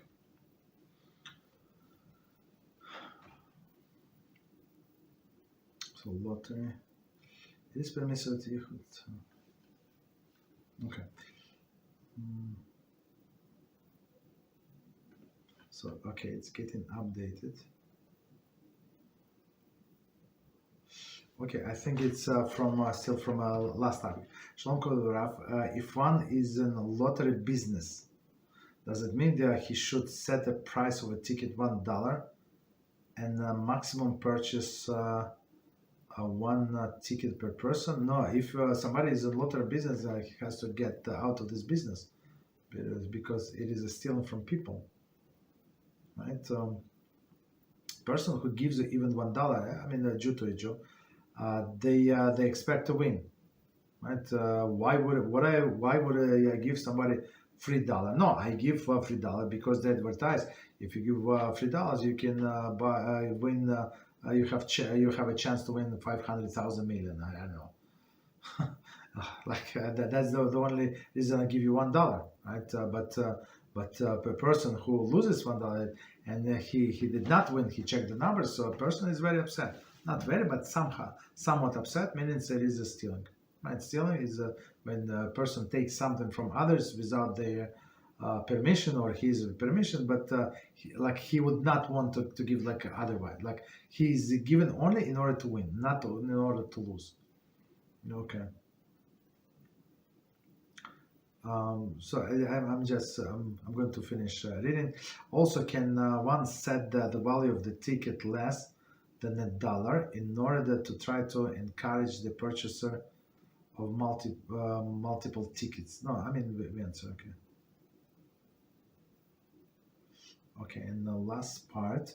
And would one be forbidden to allow a very poor person to participate in the lottery, since the loss for him would be much more detrimental in financial status? I mean, so we said in general, but these people, again, this lottery that we discussed is actually it's religious for tzedakah driven, so there is no problem. So even maybe this poor person also benefits from this tzedakah, so there is no problem. So next one, so now we go into Yichud. If Yichud with 2 women and 1 man is forbidden, what if a man's supervisor walks in a classroom and observes children's behavior with 2 female teachers? The classroom full of children, so there is no problem. Children, they also count. There is no yichud with children. So if it's a child more than 3 years old or something, so they understand what's going on, maybe a little older. So there is no yichud. There is no problem whatsoever. And plus the door is open, so anybody can come into this classroom. Would the children be able to make it allowed? Yes. Would it be allowed since the school is a public space and people may come in and out? 100%. Yeah. Cleaning lady may come. I don't know. Other teachers may come. Next one. Parents may come. Yes, the Rabbi Reuven Shlita mentioned that all non-Jews and non-religious Jews are considered paruts. Okay. Does this include righteous Noachites? That's a good question. That's a very good question. We did not get to Noachites. I don't want to draw any conclusion, but what I learned from I think we will forget about what I learned. I mean, not forget, but we will said in this book it includes all of the non-Jews. Okay, maybe for righteous Noachites it would be different, but I'm not 100% sure. In a permissible Yichud situation, right? But non-religious Jews for sure. It's non-religious people. Parus 100%. In a permissible Yichud situation, 2 men and 1 woman during the day, does it change things if one of the 2 men falls asleep? Yes, and not aware of surroundings. Yes, so there is a Yichud. As I think we said last time in this situation, The person must leave, like wake this guy up and leave, or do something. Let him sleep, or make your leave. Somebody must step out, right? For sure, it is Yichud. So he's not shomer. I mean, he's sleeping. Right? That's the problem. But again, if a situation when people can come in, can come out, that's a different story. Okay. So next one. Shalom Karaf, a question about Asoka im Nashim. Asoka im Nashim. So we said this person that is very familiar with women. So he's all of these women professions. And I remember one of the stories. So my wife would not go without me, whatever. So I keep my headphones on. She wants my opinion. Okay, I'm there. And we go there, and I saw the group of Hasidic Shul. So they chat, they laugh with this store owner, and he's flirting with her, like unbelievable. I'm sure they would not ever do it somebody on a street, even they know the guy, the neighbor. But here they feel very comfortable. That's scary. That's scary. So I was shocked. Shalom Kalrav. Question about okay. I wonder if private teacher for music specifically is listed is Asoka im Nashim, but not other subject. No, it's not.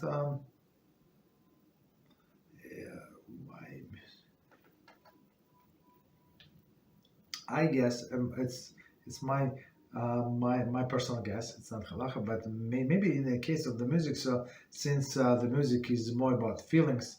So maybe they would get more comfortable with each other, right? If we're talking math or physics, he's trying to teach her chemistry and she does not understand what he's talking about. So she would be very upset with this guy.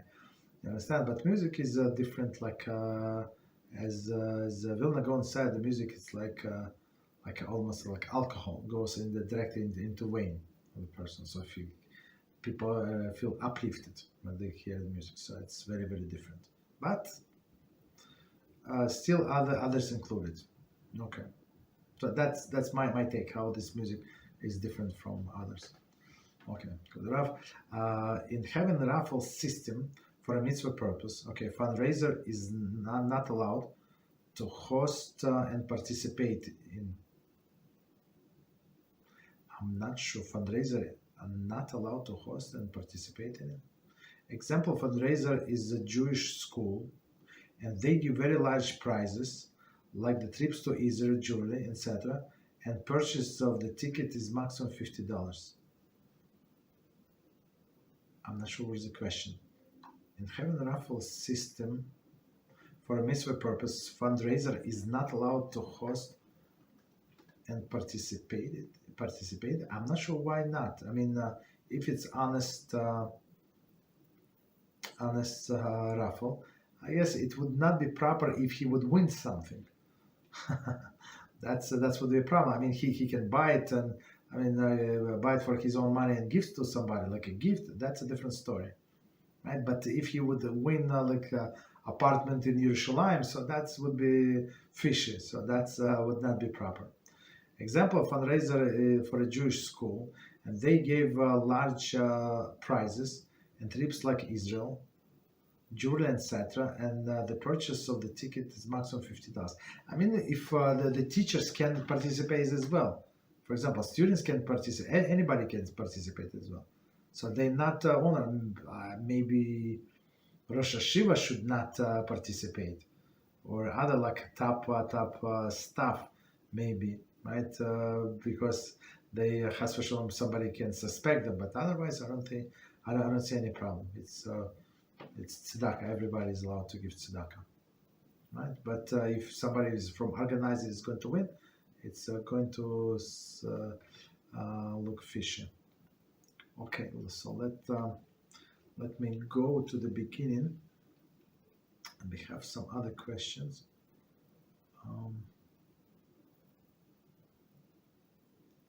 One second.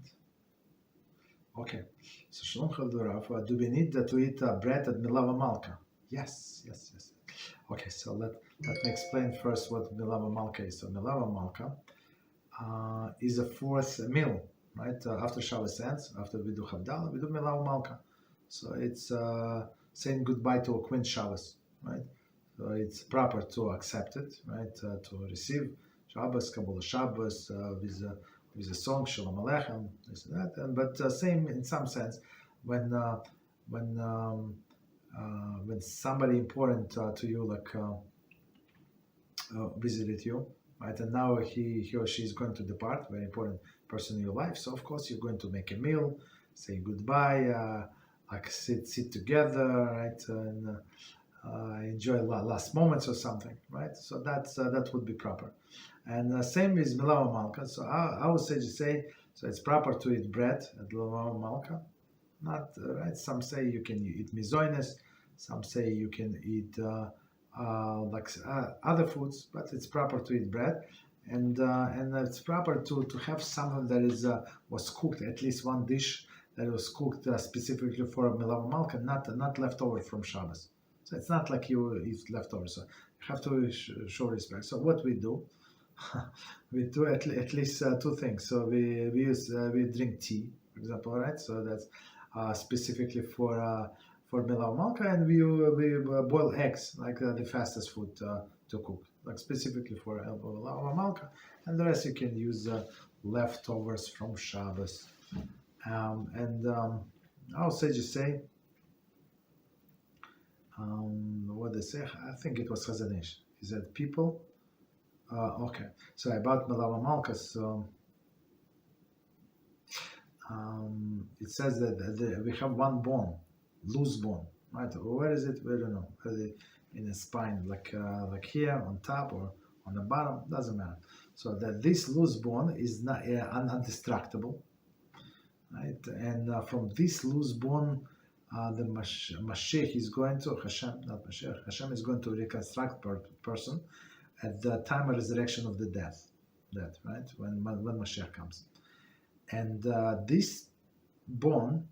As we had this question before about if I know, maybe not in this class, if I know what mitzvah nourishes what part of the body, I think in this class maybe a long time ago, right? I said we have some ideas, but it's only ideas. But this about loose bone for sure we know. This thing for sure we know. So this meal from Melava Malka, only this meal nourishes this bone. That's it. So in Chazanish, the Tzal said, a person who did not eat bread at Melava Malka, again, there is not obligation, would be very sorry at the time of Mashiach. That's all. That's all he said. So when I first time read his statement, it was enough for me to understand that me personally, I want to eat bread at Melava Malka. And how much bread? Again, to say Birchat Hamazon, you need kizayis. That's it. I mean, like a small piece of bread. I mean, you usually eat more, but technically, it's not such a big deal. In a second, but you show the proper respect. Of course, some people eat fish, meat, but it's a little more difficult in the winter, right? When it's shorter days, it's a little more difficult. Okay, that's about Melava Malka. Next one, hypothetical question about ribbis. I borrowed a dozen eggs from my neighbor and found half of them had the blood spots. If I return dozen eggs of the brand that I usually buy, which almost never have a blood spots, does it count as ribbis? So let's see. Let's try to understand. So a few answers. So if the neighbor's not Jews, for example, not Jews, so I would say buy them exactly the same brand what they gave you. Why? Because what we found, like this organic cage-free organic, this fancy schmancy eggs, they have blood spots in the brand that we buy. My wife said she found maybe 2 for the whole year, so it's nothing in it. So when it's so negligent, so you're not even obligated to check, like because she uses a lot for baking stuff like that. I mean, so it's very negligible amount, but she's still checking, Baruch Hashem.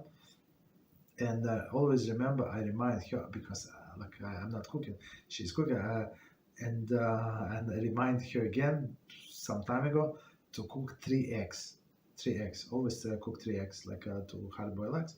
Why? Because if you cook only 2 eggs and one of them would have blood right inside, so you would need to kosher the whole pot, right? But if majority is does not have blood, so meaning 2 is majority, biblical majority, so you would not need to kosher the pot.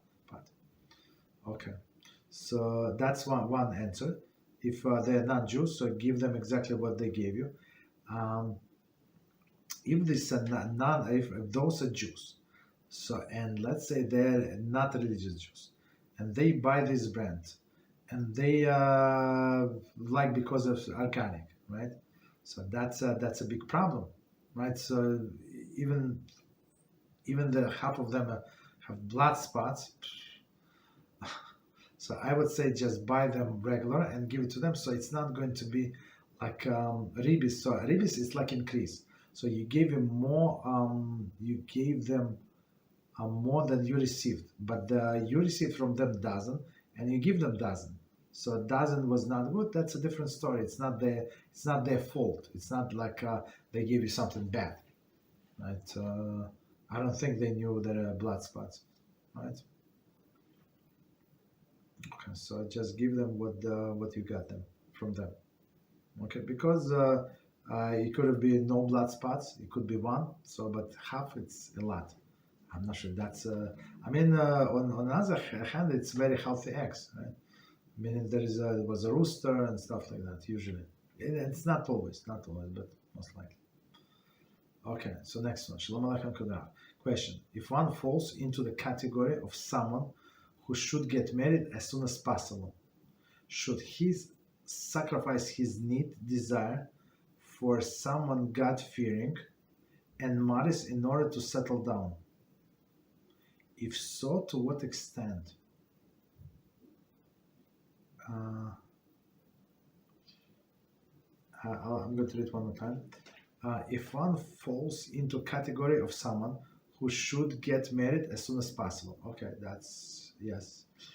Should he sacrifice his need / desire for someone God-fearing and modest in order to settle down?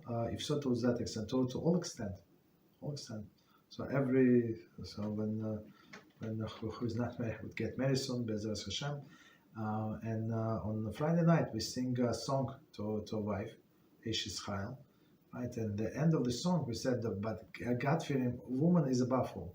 So beauty is coming and going, right? So these people, these empty people who chasing the beauty. Okay, she's beautiful right now. Guess what? Tomorrow something happened.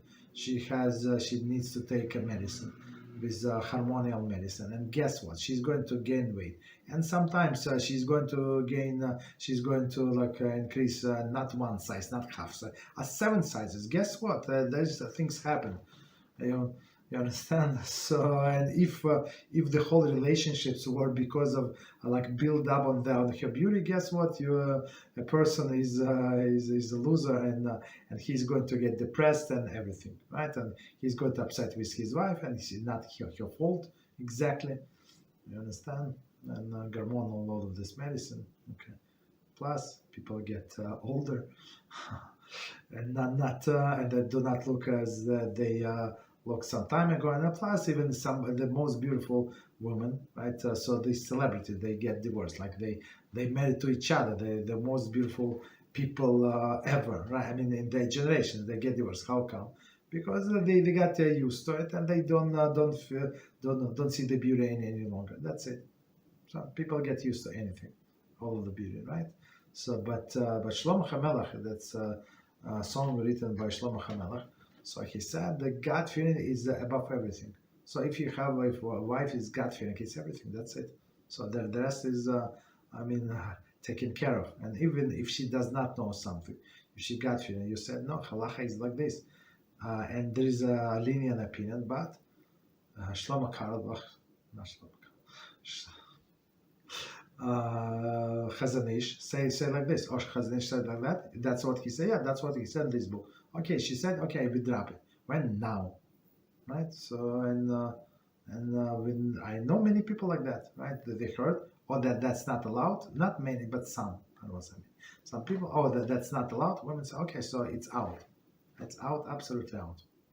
Okay. A woman sent me a message a few months ago. Can I sell this mother's clothes? So I said, she said, I'm sure I start dressing modestly, this and that. I said, absolutely not. You cannot. All the other, she said, non-Jews. I said, what's the difference? They also must be modest. Like, if she's going to provoke this non-Jewish woman with your clothing somebody, how does it benefit you? You put a stumbling block because you're selling 50% off. I don't know what she was selling, but that doesn't matter. So probably like brand names or something, like still can have a resellable price, right? So the resellable value. Okay, so she said that thank you very much, and she was able she put it on the auction. I'm not sure that eBay or whatever, that doesn't matter. It's similar to it. No, they don't have eBay. So similar auction, and she was able to pull out everything, close the items, so nobody would buy. Very interesting. Okay, right. So that's what God fear and fear of God do to people. So absolutely everything. So and plus, if person thinks that how much this man is going to get in return from this God fearing woman, so this needs and desire, it's absolutely like a negligible price to pay.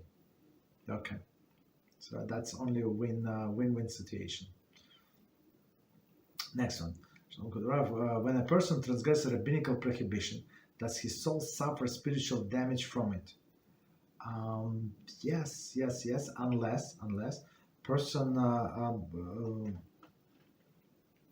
transgress rabbinic prohibition in the cases when rabbis themselves allowed. So that's it's not exactly transgression. He or she were in this category of exception. So there is no problem with that. Okay, but if a person decided that themselves, that's an issue. Question about extra soul on Shabbos. Does an extra soul match individual spiritual level? For example, a more righteous person would get the holier soul. Where the extra soul coming from? That's an amazing question. The extra soul is coming from Shamayim, and it's exactly as a person said. That's in a ratio of his soul, because it's part of his soul or part of your soul up in Shamayim, and that coming back. And of course, the more we elevate our souls, other parts of the soul here, the more elevated is the rest of it. Absolutely, 100%. Yes, amazing question. That comes from Shamayim, that goes back, and that's why we smell this bisumim at the end of the Shabbat, because we feel emptiness. Right? My wife, sometimes she cries when Shabbos ends. She cries because, some people are very, very sensitive. So she has a soul, I have a soul, this extra soul, but I would not cry. I get a little down, but maybe not down. So many things to do after Shabbos, so that's okay. So let's do a story that we missed from last week. So I was very tired on Thursday, so let's do a story now. As I said, it's very, very long story, but very interesting story, and there's many twists and turns. Okay. Oops, sorry. So let's see. So it's from Parsha Kisisa. And our topic is the mix-up frying pan. Okay. So it's coming on Shmos 34:26. And it says, do not cook a kid in a mother's milk. Okay. Challenge. Reuben was preparing chicken cutlets for the upcoming off-roof of his son. So off-roof is, I'm not sure if the Sephardim have off-roofs. For sure they have something similar. But off-roof is... in Ashkenazim, celebrate Shabbos before the guy is getting married. So he's getting married Sunday, Monday, Tuesday, until the next Shabbos, until Thursday. It's not Friday nobody gets married, but Thursday maybe. It's we would celebrate. He's get Aliyah to the Torah, throw a candy. Everybody celebrate with him. The whole family comes. Psh, the big event, right? Okay, so Reuven was preparing chicken cutlets for the upcoming roof of his son. Okay, with the time short and 90 portions, right? That's a lot. To prepare, he realized that the 2 frying pans he owned would not suffice, and he borrowed another from the neighbor Shimon. Okay, so that's what neighbors are for, right? After Reuven and his wife spent the entire afternoon frying the cutlets, he started off to Shimon's house to return the pan. Okay. Just as Reuven opened his front door, he met Shimon coming up his steps. Right? I'm so sorry, said Shimon. There has been terrible mistakes. I told my wife that I lent you the frying pan to make cutlets for you or fruit, and she told me that the pan that I gave you is milchak. Just this morning she used to make milchak pancakes. So they in this afternoon they fried the chicken cutlets, and he borrowed this frying pan from his neighbor and his wife. It's not, as we said, 24 hours. If it's 24 hours, it was clean, not used. Okay, we can go linear. Now, forget about 24 hours. This morning, she was used for a day. So if she would use it for party, something like, she was used it for a day. Reuven now has 90 cutlets on his hands. 2/3 were fried in fleshing pan. Fleshing is meat, like meaning meat pans, right? And a kosher. And 1/3 were fried in a milchak pan and a not kosher. He has no way to distinguish the kosher cutlets from non kosher ones. The 4 issues now face him. Okay, so 3 frying pans.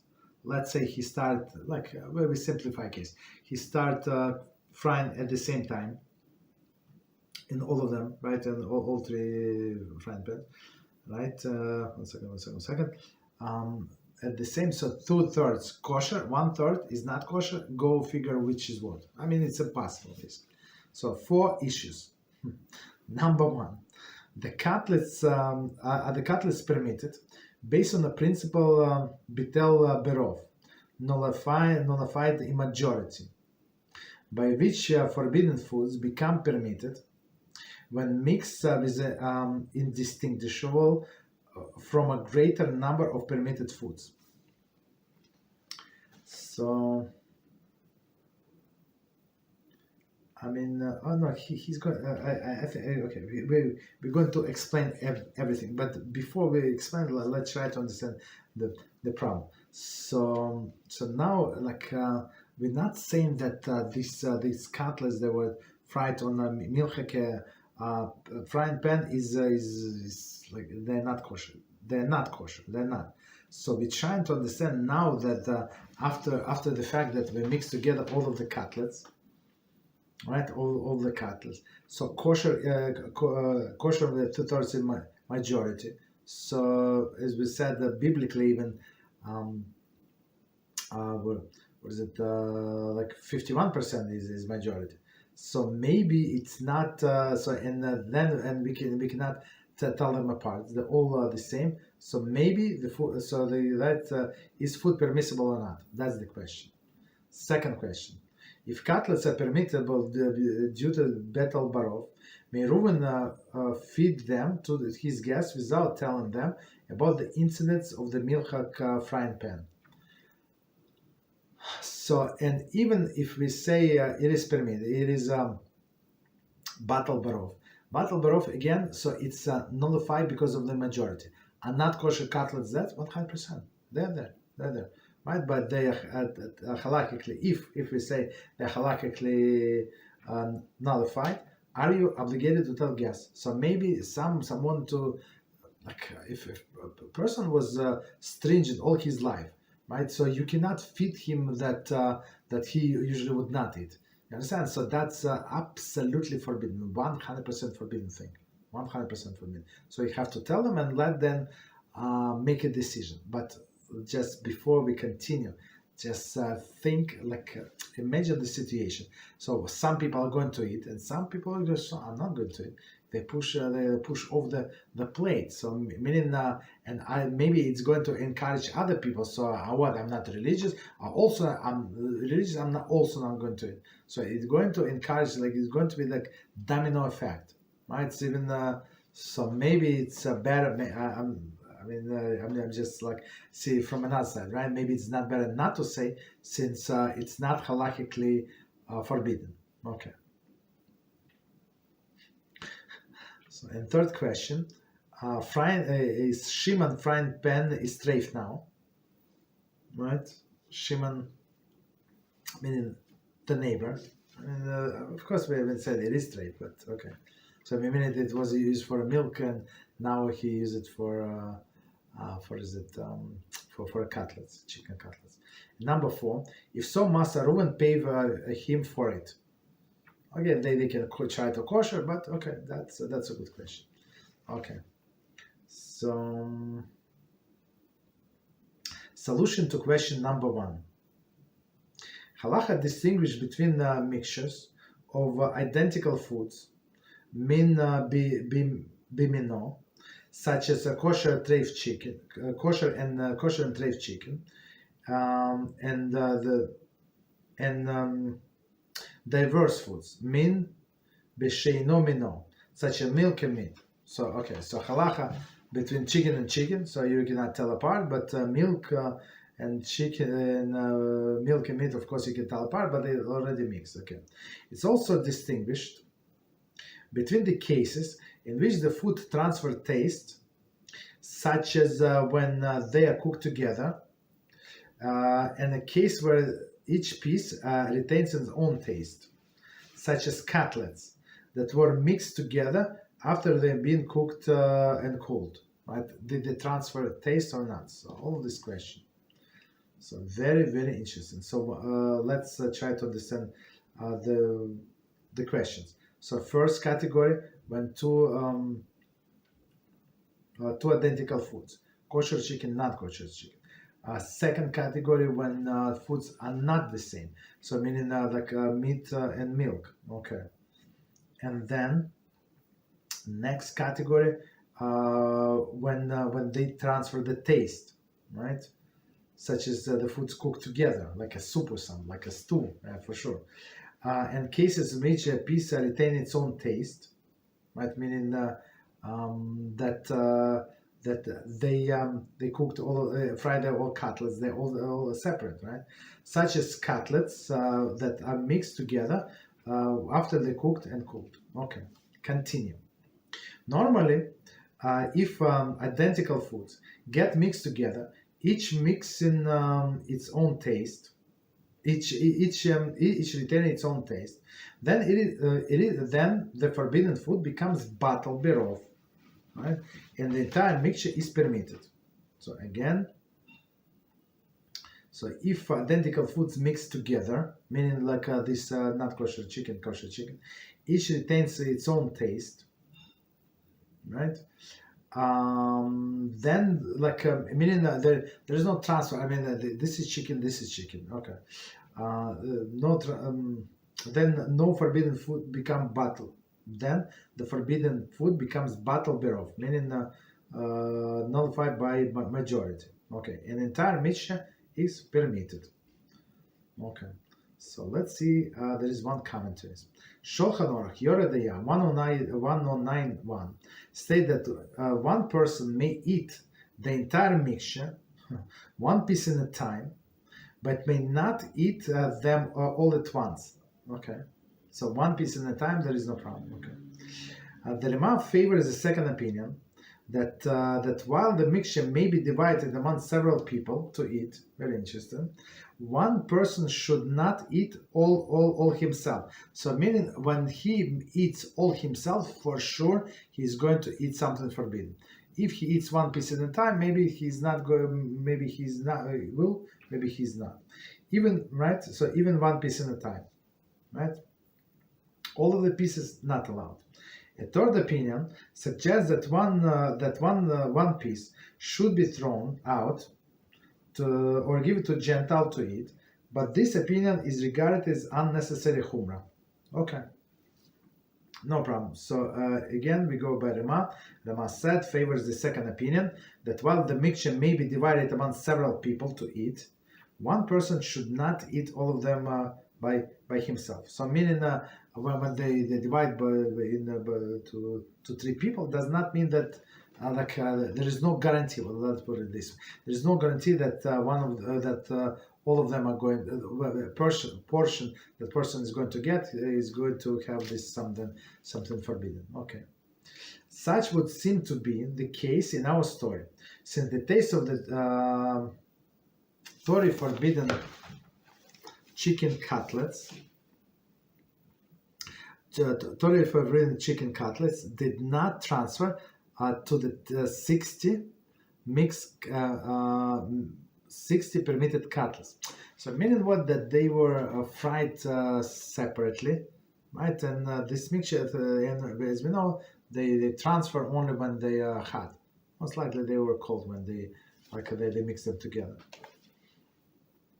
Okay. So next one. Actually,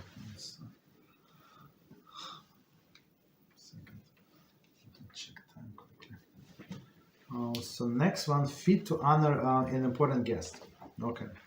However, there are certain foods which, due to their importance, are not a battle berov. So here we go, not battle berov. Even though they get mixed 1,000 times, their number of permitted food, the entire mixture becomes forbidden. One example, an important food that cannot become battle bechaticha, chareura, it's in English spelling, lehishabeh. A servant fit, a servant fit to serve in honor of important guest. Shulchan Aruch, your idea 111. Okay, since cutlets is fit to honor important guests, the entire mixture of cutlets should be forbidden. Right, so that's very, very interesting.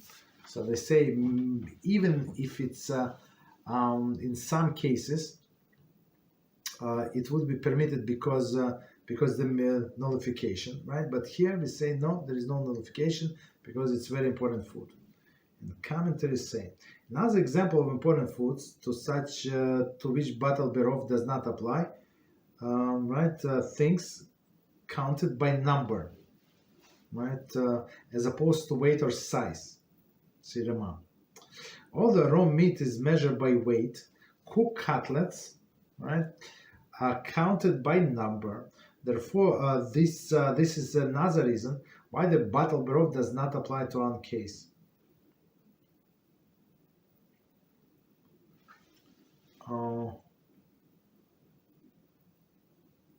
So, and I missed one commentary, and it says, and even if the three individual piles of cutlets, so let's say they were like piling on the three separate plates, each made on its own frying pan, and one does not know from which pile was made on the milcha pan, the pile should be battle berov, such as a piles be permitted. So, I mean, later on we said because of the important food it would not be permitted, but technically, if some like simpler food, not these chicken cutlets, but others, it's not like that's what like in my mind. So you when you fry on this frying pan, you put it in this plate. On that frying pan, you put in that plate.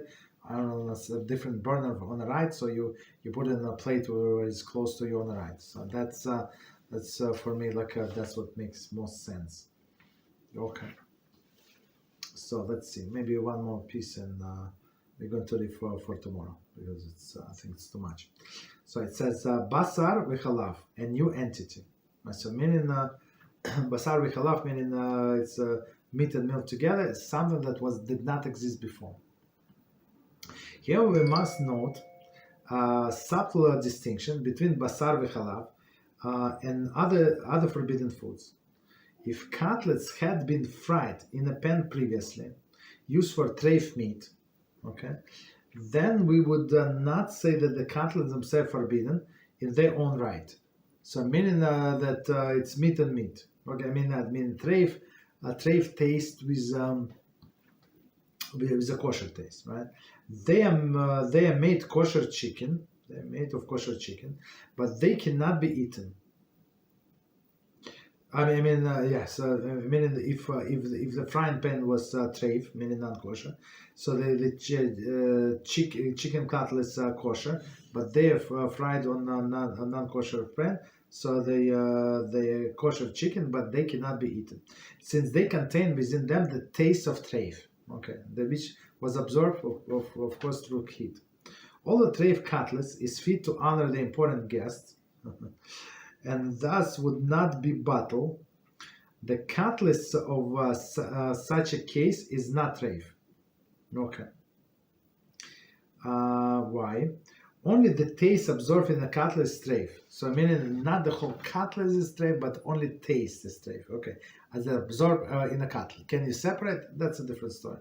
Since the treif cannot be served to a guest, right? Since the treif taste.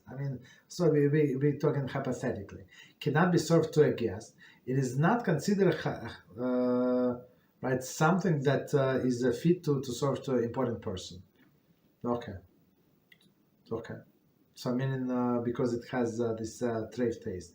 Therefore, the principle of bottle. So the meaning is, if you cannot serve to important guest, so it's not in that category, and maybe it can be bottle berov, meaning nullify according to majority, right? That's what the thing is. If we would fry it on a treif pan, right? So the treif pan, the treif taste is not fit to be to be served to this important person. So meaning that it's downgraded, and now since it's downgraded, it could be nullified. It's very smart logic, right? For basar v'chalav, so but here's different. Okay, like so two distinct tastes, right? The basar v'chalav is not. For basar v'chalav, this is not the case. Milk of its own on its own is permitted as it's meat, right? So that's, we said, it's a totally different story. Milk is kosher. This meat is kosher, but the combination is not kosher.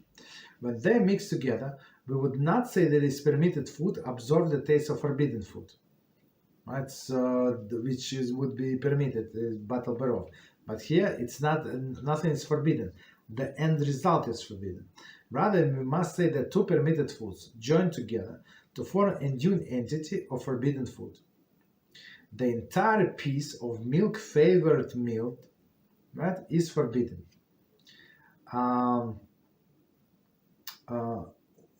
Not just the essence of the milk flavor within, but the whole mixture. If the meat is fit to honor an important guest, the principle of this, right, the meat that can be served to the important guest applies. Entire mixture is forbidden. Shulchan Aruch 112. I guess, it's very, very long, so I guess let's split it in few parts. Okay, not one. Okay. So let me check quickly if you have any questions. So as you see, the case is like it's not so simple. It's not so simple. Okay. So as we understand, it's a huge financial loss. Right? If people are frying these chicken cutlets in home, so meaning that it's not the most richest people. Okay. So let me see. So next question. How much is proper reciprocation when we receive kosher gifts from someone who is perhaps a rashayim? How can we both avoid ribbis to avoid that like feeling of the obligation to reciprocate? No. There is when somebody is giving you gift, the definition is a gift that they're not obligated to. So if they obligated to use to do it, to give you something, it's not a gift; it's a payment or something like I don't know, bribe or something, right? So there is no problem. So they can give you a gift on any amount. You can give more expensive gift. It's not there is no ribbis. There is no problem with sale. Right? So you're not obligated. Somebody give you a gift, okay? You can say thank you. That's it. Okay, next one. So it is mentioned in Eshes Chayil that the woman of Valor gets wool and linen. This is referring to the responsibility that the righteous woman has to regularly deal with issues that would be dangerous to be mixed together, but yet she would manage to keep them separate. Okay. Intimacy. Okay.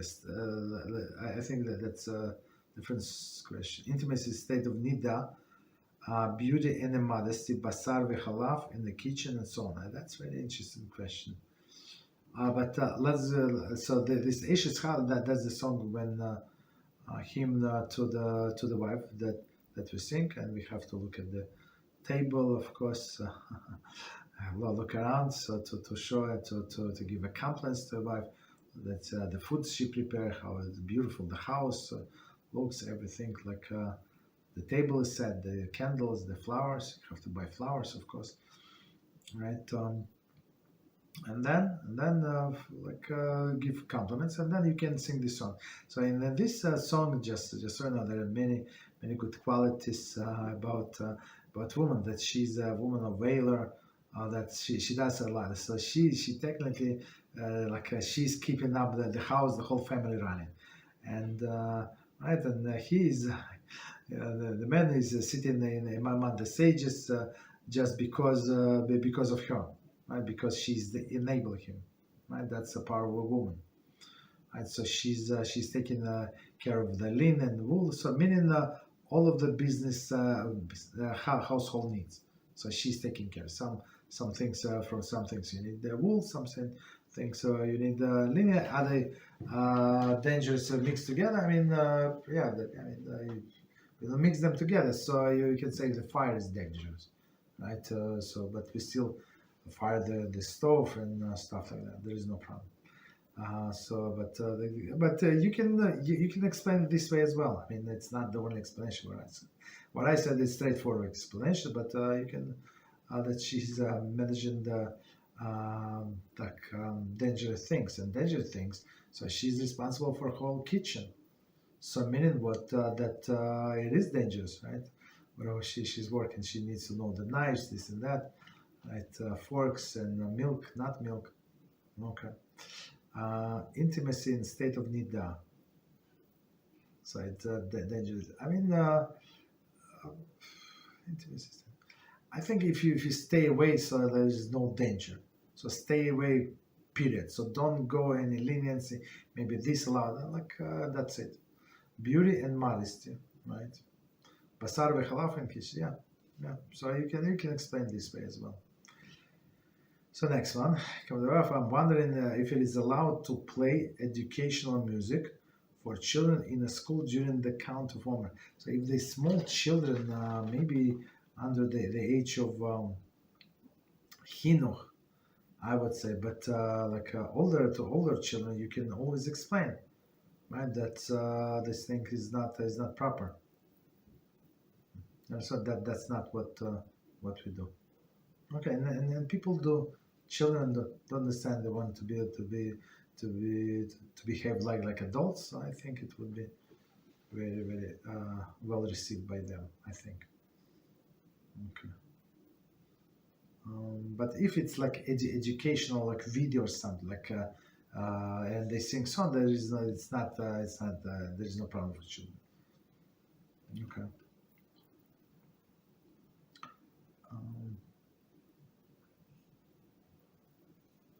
So I think we answered all of the questions. That's what I think.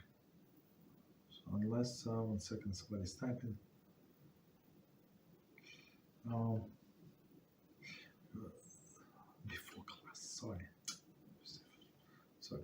quickly go to before class. It's loading very slowly.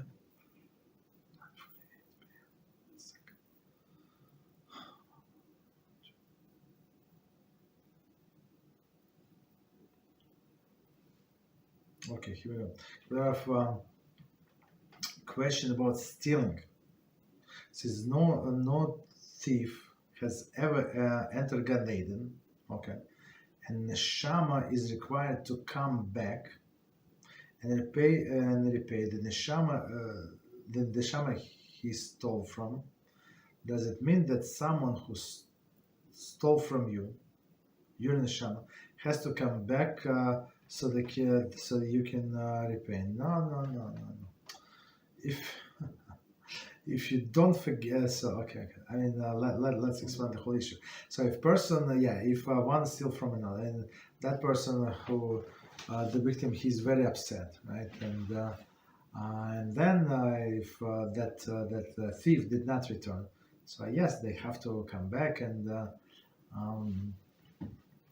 the thief would pay back. But if the victim forgave the person, so he's not going to come back. Absolutely not. No. So there is no need. He said, this money that he gives me, I forgive him. Okay. So there is no problem. So he's not going to. Only this thief is going to come back. Very good question. So next one. Do we really need to sincerely want to quit something? We ask HaShem to help us quit. Okay. Is it valid to ask him to help us not to desire things or something, have a habit? One second. Let's do first question.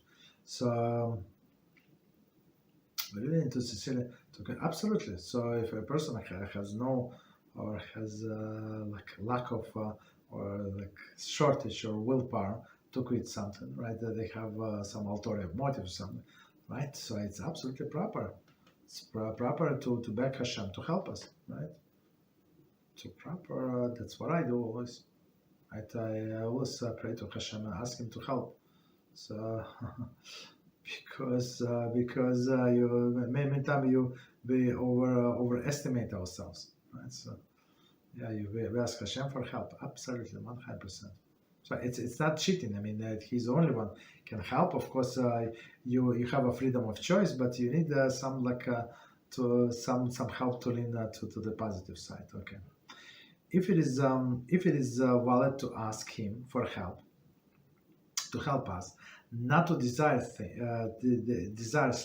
think of something, have a habit we are not supposed to, right?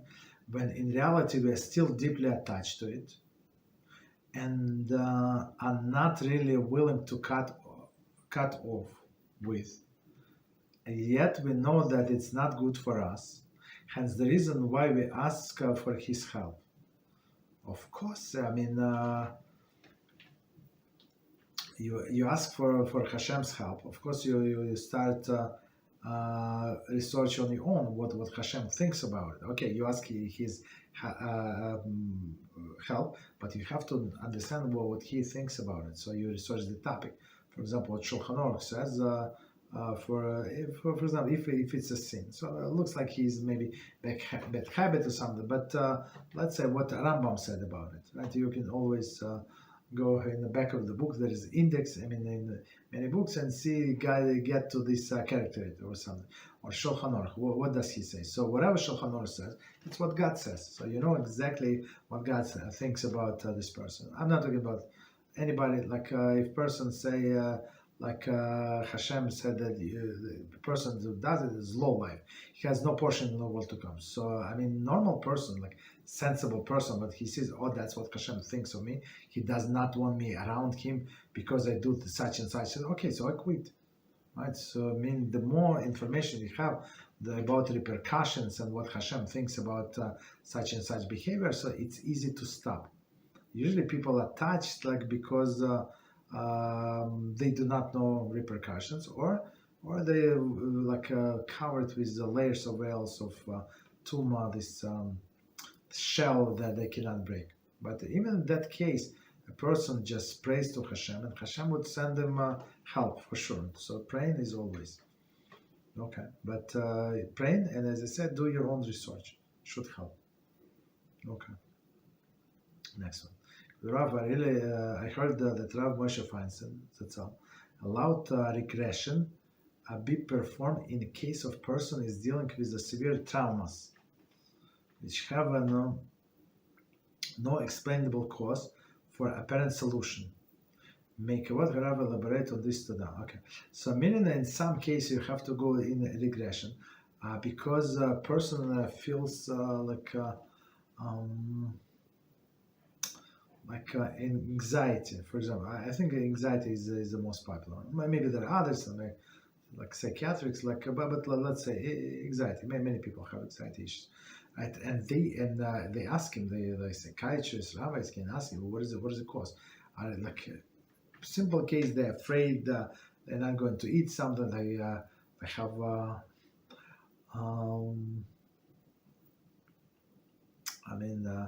they do cut back the workforce and in the office. Like in my job when I used to work, they would fire people almost twice a year. Sometimes before the numbers. So since the public company, they have to present numbers to the shareholders.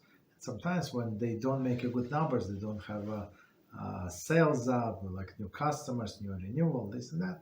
So they would fire many people, but the numbers looks a little better. So what can it? And everybody knew that there were a few years they did not fire somebody, maybe, or fire only once a year, maybe limited amount of people, like maybe somebody who deserved to be fired, all those things. And and everybody knew, of course I have connection. I have this lady next to me. She was friends with everybody, and she would tell me 3 weeks. I say, why didn't you tell me? They told you it's a secret. They said, no, I know, but I trust you. So and she was very very anxious, and of course then I found out she already told everybody this big secret, not only me. Okay, but so everybody many people were very nervous all this time, and I would tell people, look, you were nervous last time and last before that. So did it help you that you hadn't slept for 3 weeks, 2 weeks, 10 days, 3 days, in anxiety? Did it help you? If it's going to happen, it's going to happen. If it's not going to happen, it's not going to happen. Why you how your worry is going to affect? But that anxiety was very well explained, right? At least reasonable, rational, right? That they need to pay mortgage, children's education. This you can understand, right? When somebody's older, so how can I find a job? No, I have outdated technology. My resume is from 17 years ago. Okay, all these things, right? At least you can understand. But in some cases, anxiety from nowhere, I don't know, teenager, 15 years old, 17 is from where? What is going on? Somebody's, you have a place to live, nice parent, caring, everything is going on for you, for you, what is anxiety? And that person cannot explain, zero. But she cannot sleep, and so we had all a case. Of course, I was transferred this person, not referred, I referred to somebody else because I was afraid to tell the truth. It's not my expertise. A young lady, she was losing weight, and because of the anxiety, I'm not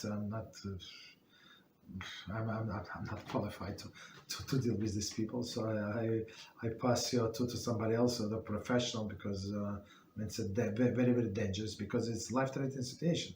She was losing weight. She does not have desire to eat because of some psychological issue. I don't know what. I would try to understand, but basically there was no answer. From her side, maybe she knew, but I don't know. So in this case, that Moshe finds in another poskim, but he specifically he would agree to do regression. Regression meaning to bring them back in time and understand when the problem occurred. So now, and these people for sure they do not know what's going on. It's on subconscious, and even so unless you hypnotize Regression is you hypnotize person, and then of course it must be professional who does know how to put them in this in trance, like what is it? Stage, and then take them out. I mean, it's very, very dangerous. It's not a joke. You understand? So, and they, of course, in this, it's Yichud 100%. They have to have parents there for sure. I mean, or somebody like to supervise. That's a perfect situation for Yichud, because this person is unconscious. She doesn't understand, or he does not understand. So they try to travel in time and to find when this issue occurred. And based on that information, they try to help. Because as I said, I was trying to help. I said right away, I'm not qualified. I don't have an experience. To deal with these issues. That's trained professionals, and not me, right? So, and I tried, and I saw like there is no solution, no clear solution. Okay, so I think they put them on medicine, some supervision. So, but of course, the regression would be more practical. Okay, but okay. So continue.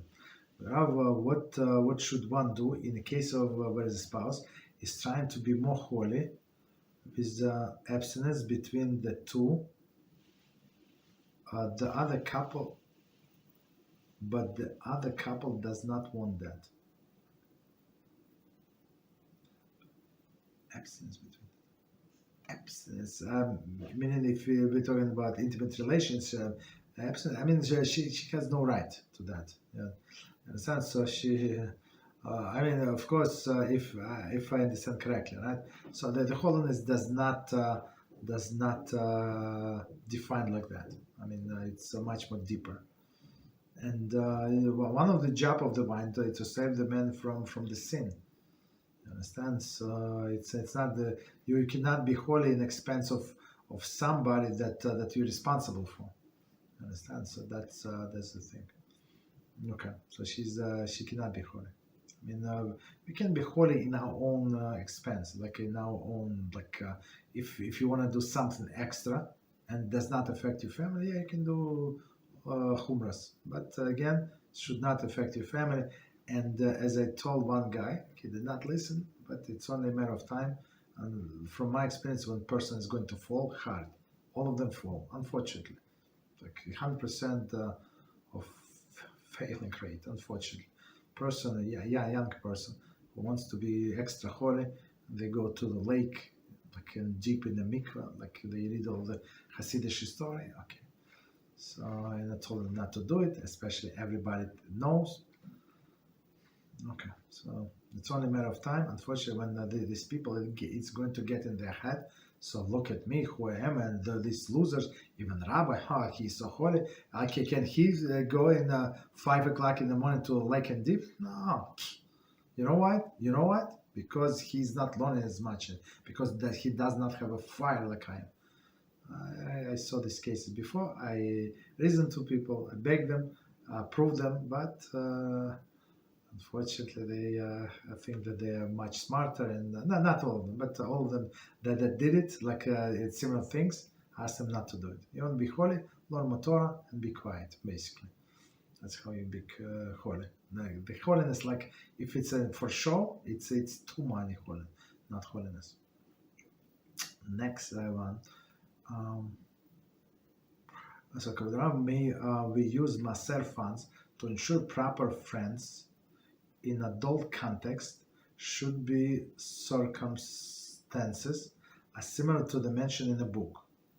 For example, using Maaser funds to invite someone over to the Torah study session with food, beverages. Yeah, that's a pure mitzvah. No, that's for sure. It's since you promoted the mitzvah of Torah study, so yeah, you're allowed to do that. Yes, absolutely.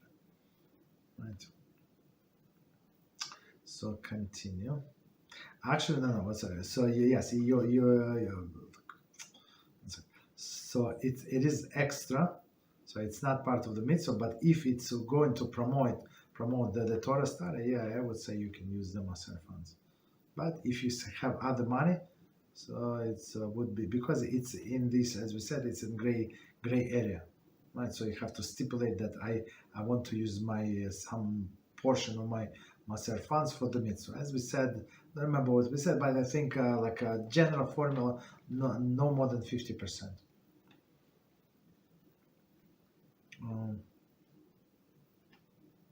So, and then I think we answer this swings and Maaser show proper friends.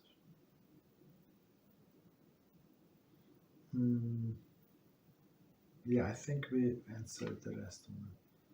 So please let me know if I've mixed something.